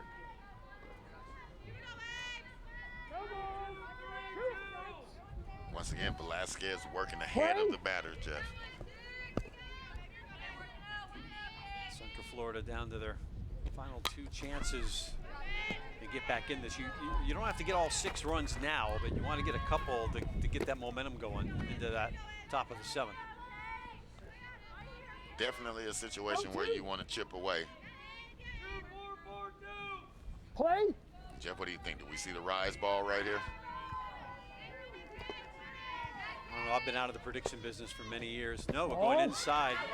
Not going to give her something easy. Like, that's not going to happen. Caitlin Blankenship has been a fighter today. It's just unfortunately that she hasn't been able to come up on the winning side of things at the plate. Ball 2 strikes here on Blankenship. Gets a piece of it, sends it to right. Jones is there, makes the catch. Tagging and running is Crosby. She's in safely at third. And Martha Jones flashing the arm out there in right field as she runs under that one and makes that a closer play than what I expected to see at third. Let's rule that a sac fly.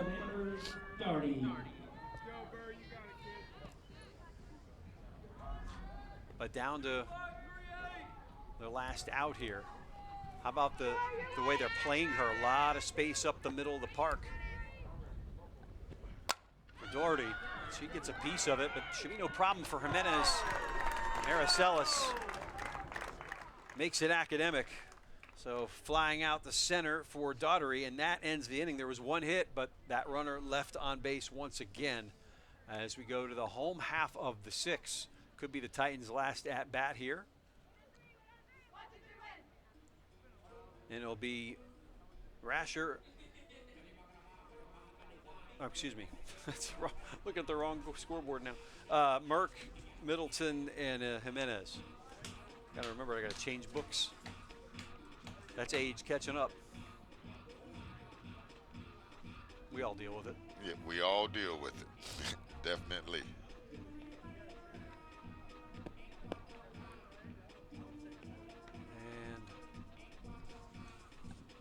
Still got Pyle out there. And Pyle has done a pretty impressive job since coming in. Right, I think 1, 2, 3. In that third inning. I think she's only accounted for the 1 run. Yeah, 5 of those runs would have been charged to Von Allen. Right. If you're unofficially. Right. If you're just joining us. Check the box score after the broadcast. And you'll know for sure. Definitely. If you're just joining us, Powell came in the bottom of the 3rd with runners on 2nd and 3rd.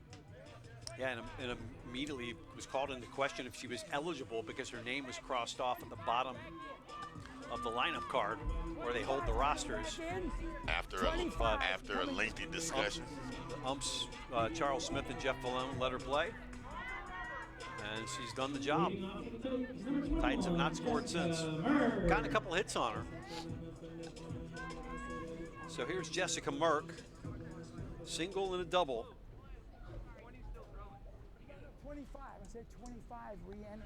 I believe 2 of those runs in the bottom of the third would have been credited to her, as she was facing a new batter, and they still. You could be right, yeah. Yeah, they still ended up with another double and putting 2 more runs across. But those first 2 that came across with the Velasquez twins, those wouldn't have been hers, but the following 2 that came across definitely would have been counted to her. But she's settled down, and since then, there's been nothing but zeros on the board for the Titans. And now another discrepancy in the lineup, or a substitution this time. Coach Ziegler showing you the old eagle eye, noticing everything that takes place out there on the field. Attention to detail. Okay, first season here for Coach. First season for Coach Ziegler, took over the program, was in New Jersey, head coach at Georgian Court, the NCAA Division II ranks. Took him to the postseason. He's also coached at the U.S. Military Academy at West Point and at Furman. I had a little interview with him during one of the basketball games this year, and you look at his hairstyle, it doesn't look like the Military Academy type. But also some time at Texas A&M Corpus Christi. But spent some time also at Daytona State College.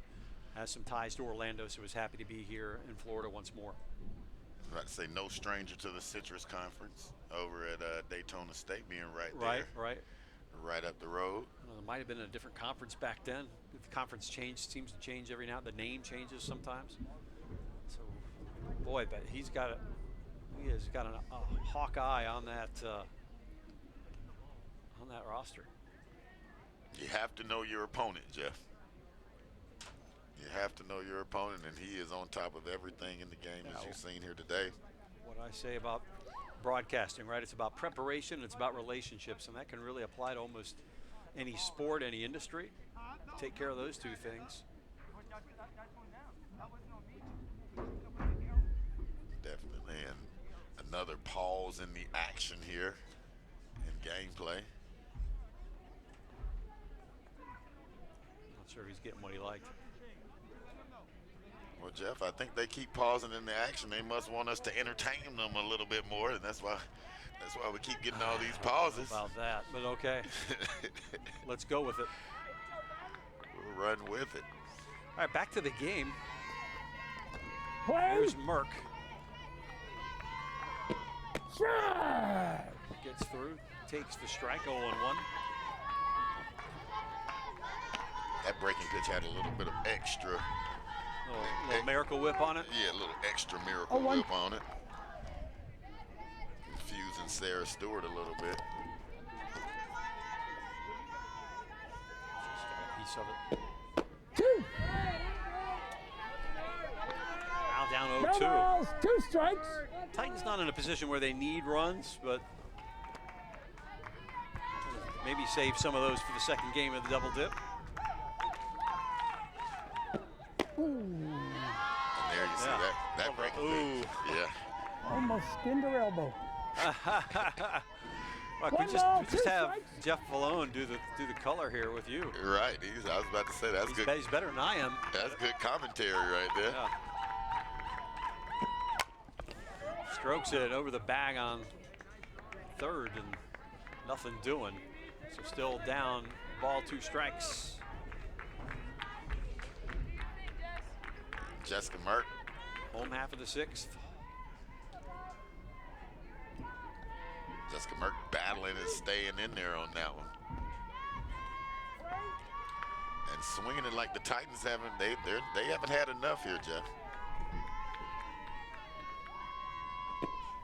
Nope, outside.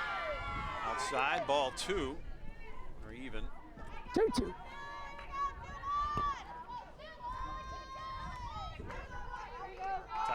2 in the first, 4 in the third. Nothing but zeros on the other side. This is popped up just past the infield. Tracking back to take it is Rasher, and there's one away. Rasher trailing back, making that look easy. Covering a lot of ground to get to that one. Now Middleton will step in. Love her walk-up music, little Joan Jett. Back of the rack oldies afternoon here on WEFS. Up the middle. Rasher scoops it up. Good composure there for the shortstop, and throws on to first to complete the second out. Rasher knocking that one down. That's technique infield baseball right there. Keep it off. If you got to take it off the chest, take it off the chest. Keep it in front of you. Scoop that ball. Get it over to first. Jeff, both of you and I played a little good baseball in our day. That's what your coaches like to see. Looking like backwards through a pair of binoculars now is what it feels like, but yeah. So here's Arcelis Jimenez, officially 0 for 2, had a walk and scored back in the first. Ground out and a fly out after. And looks like it's going to be 0 and 3. And Jimenez getting a chance to show you the wheels, unable to beat that one out. Great play by the shortstop. Second 1-2-3 inning for Haley Pyle, but her team needs some runs and a lot of them. They're down 6-0 as we go to the 7th.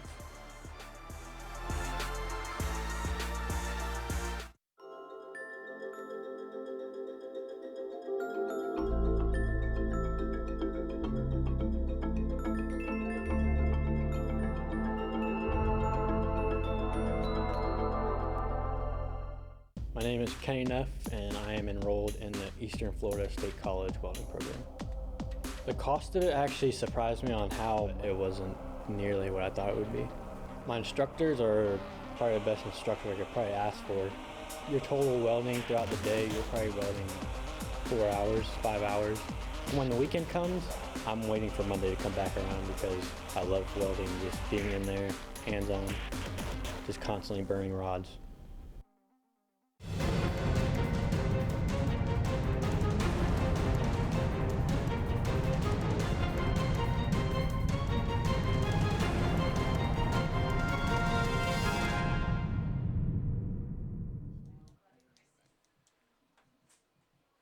All right, top of the 7th now as the Titans have it.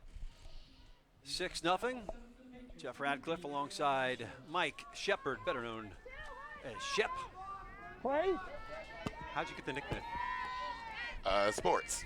Okay, yeah, that's good. You just shorten the last name. Yeah, I get called Rad. That works. Yeah, that does work. All right. Shep So I was hoping for a better story, to be honest. But okay. Shep and Rad. There you go. That sounds like a podcast. Yeah, Rad and Shep. Yeah. We'll start off with Rasher, who had those last 2 putouts. Oh. It was 0 for 2. Inside. Gabby had a fly out on the infield in the 2nd inning, struck out in the 4th. Came into the game hitting .413 out of Naples. She had a 3-game hit streak, trying to extend it here. Last gasp. Multiple hits in her last 2 games. Right. So the Titans have done a good job keeping her. Yeah, there's always the second half of the doubleheader, but yeah, this game will go in the books as a streak ender. And she's in a hole. Well, it was. It's 2 and 2.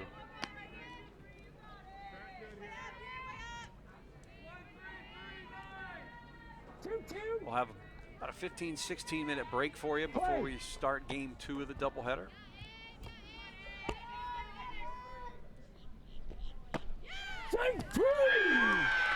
And she go.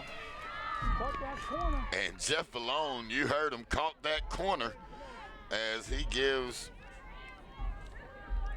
her the long walk back to the dugout there. Rings her up. That's 7 strikeouts now for Velasquez. Velasquez came in with 64. And Rasher not pleased with that 3rd strike. Down to their final 2 outs. So now it's 71 Ks on the season. She's spread them out. 0-1. Play. 1 in the first, 1 in the second, 1 in the third, 1 in the fourth. Or 2 in the fourth, rather. 1 in the fifth. 1 in the seventh. And Haley Powell stepping in. She had a monster double to right center field her last at bat. It was all for naught. She was left stranded there. Ball. Steps in with 1 out. 1-2.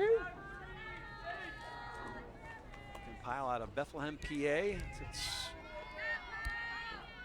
southeastern Pennsylvania, an hour and a half to the northwest of Philly, or that metropolitan area. Old steel mill town, not too far from Allentown, if you're familiar with the Billy Joel song, same region, Lehigh Valley. And gets a base hit. And there's Powell again coming through for her team. Yeah. So 2 plate appearances since she checked into the game, and she checked into the game under controversy. She was the controversial player that checked in during the 3rd inning. Yeah, unofficial word that it's Haley Powell's 19th birthday. If so, Haley, if you're watching this on the playback, happy birthday to you. Happy birthday. Got yourself a hit. A double. Yeah, and a double, so 2 hits. And coming in to relieve Van Allen. Yeah, 3.5 good innings on the mound. And I had her on my notes as the projected starter for that game, too. Yep. We'll see what happens now. I mean, she'll have more innings in her. You just have that break. Well, the Titans have not scored on her. So you take those. Well, I'm sorry, they have. They scored twice. Sorry, but since the innings she's taken over from the beginning of the inning. Right. So I guess those runs count.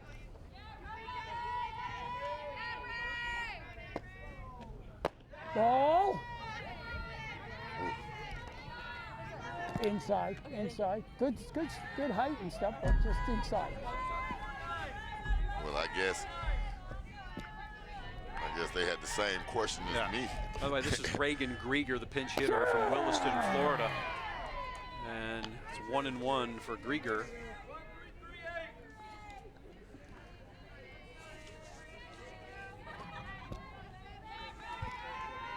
Grieger batting .333. That's a heck of a pinch hitter. She We'll pop this up. Pops that up.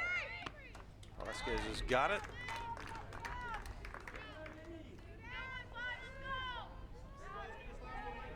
And Patriots down to their final strike in the front half of this doubleheader. Abby Roach. So Roach flied out twice, both on the infield.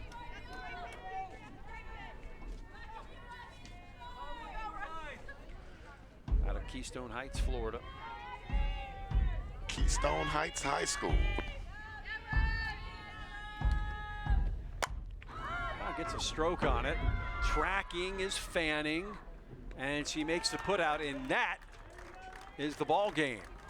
Titans win it 6-0, but there's another game to play. Doubleheader day here in Melbourne, Eastern Florida, and the College of Central Florida. We'll be back in about 15 minutes or so. See you on the other side.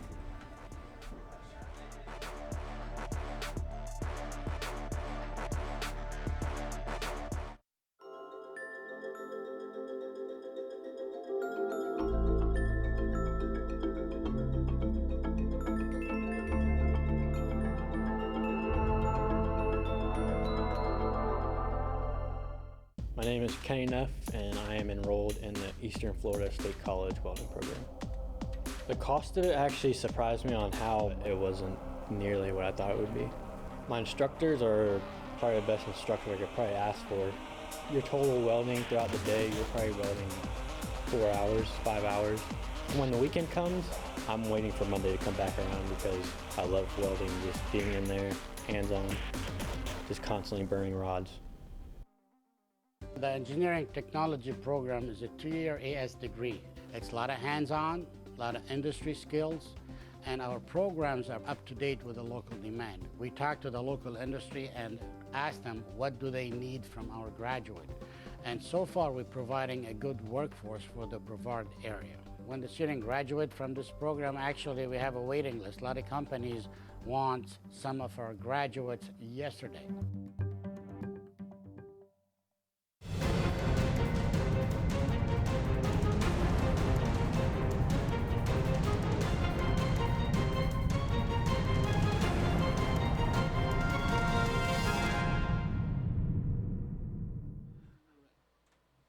Quickly back in Melbourne, going to give you a little wrap of that first contest, and Mike, it was all really about the pitching of Velasquez, getting that shutout, another complete game for her. Talk about what she did today. Well, the first thing that she did that was so important, Jeff, is that she worked ahead of batters. It seemed like every batter that came to the plate, they were looking at 0-2, 1-2 at some point in time in that bat, that she kept them off balance. She allowed herself to be able to throw pitches that would get hits of contact that were easily manageable by her team. 7 strikeouts, Jeff, and then 5 hits, and a lot of those hits didn't come till later in the game. Incredible work from Vasquez today. Yeah, and played a part in the batting too. Singled and scored in that 4-run third, which really kind of put the game out of reach. All right, we'll take you to WEFS original programming. Shep and I will be back for Game 2. And 2 shakes of a lamb's tail, whatever the cliche we can give you. We'll see you in a bit.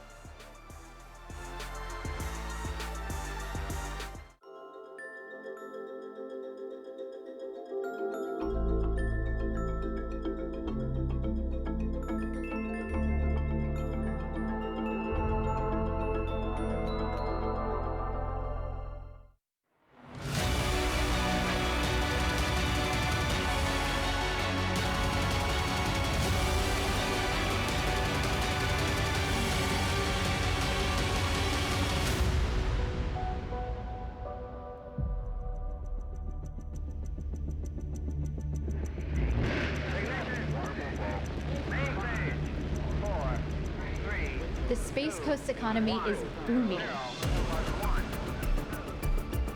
And high-tech companies ranging from major firms like SpaceX and L3 Harris to rapidly growing small businesses all share the same thing: a need for skilled workers to fill their ranks and fuel more growth. Eastern Florida State College is playing a central role in that effort by educating a new generation of high-tech workers that are changing the face of Brevard County's future. With career and technical programs such as aerospace and engineering technology, robotics, cybersecurity, and more, EFSC graduates are bringing state-of-the-art skills to the workplace.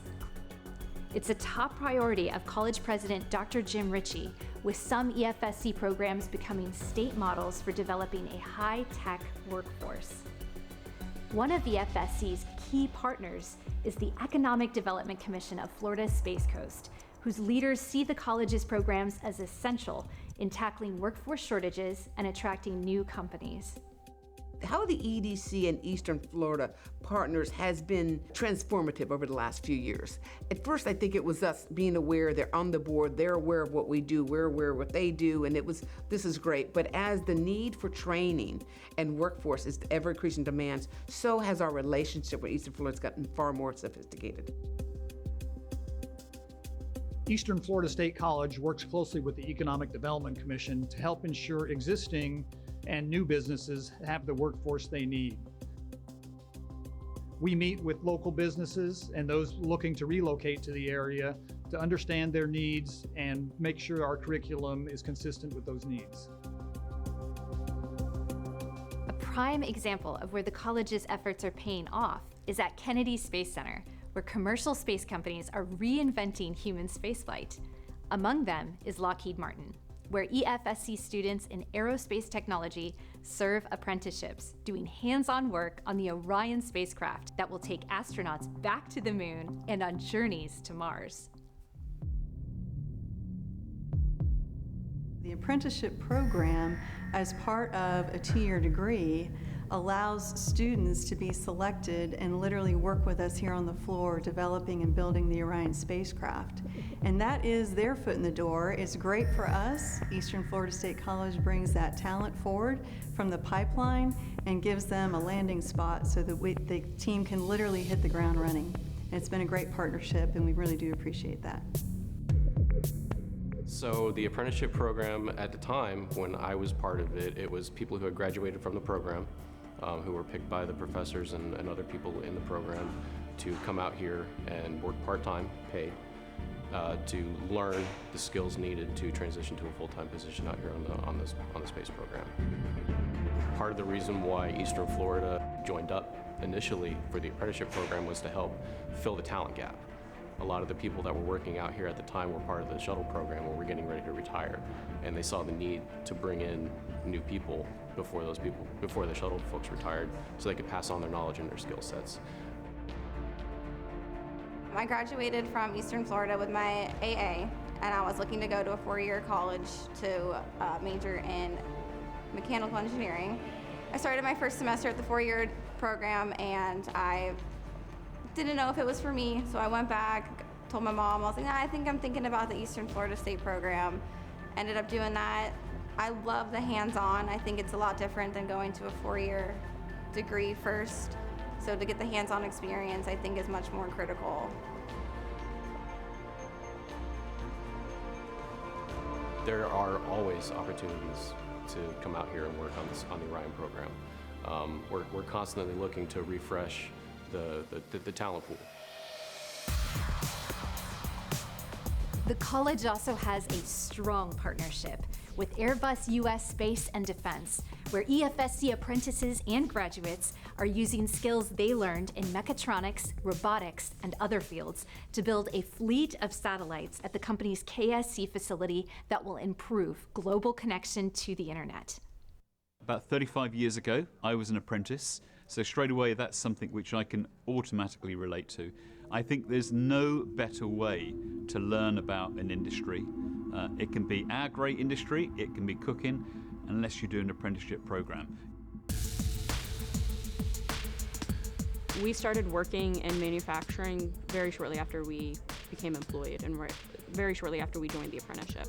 It was almost an immediate turnaround of joining the apprenticeship, becoming an employee, and working on satellites. So 18 years old, right out of high school, I was manufacturing satellites, and we actually had our first launch from our Merritt Island built satellites just a couple days before my 19th birthday. So 18 years old, I had 36 satellites up in space that I helped build.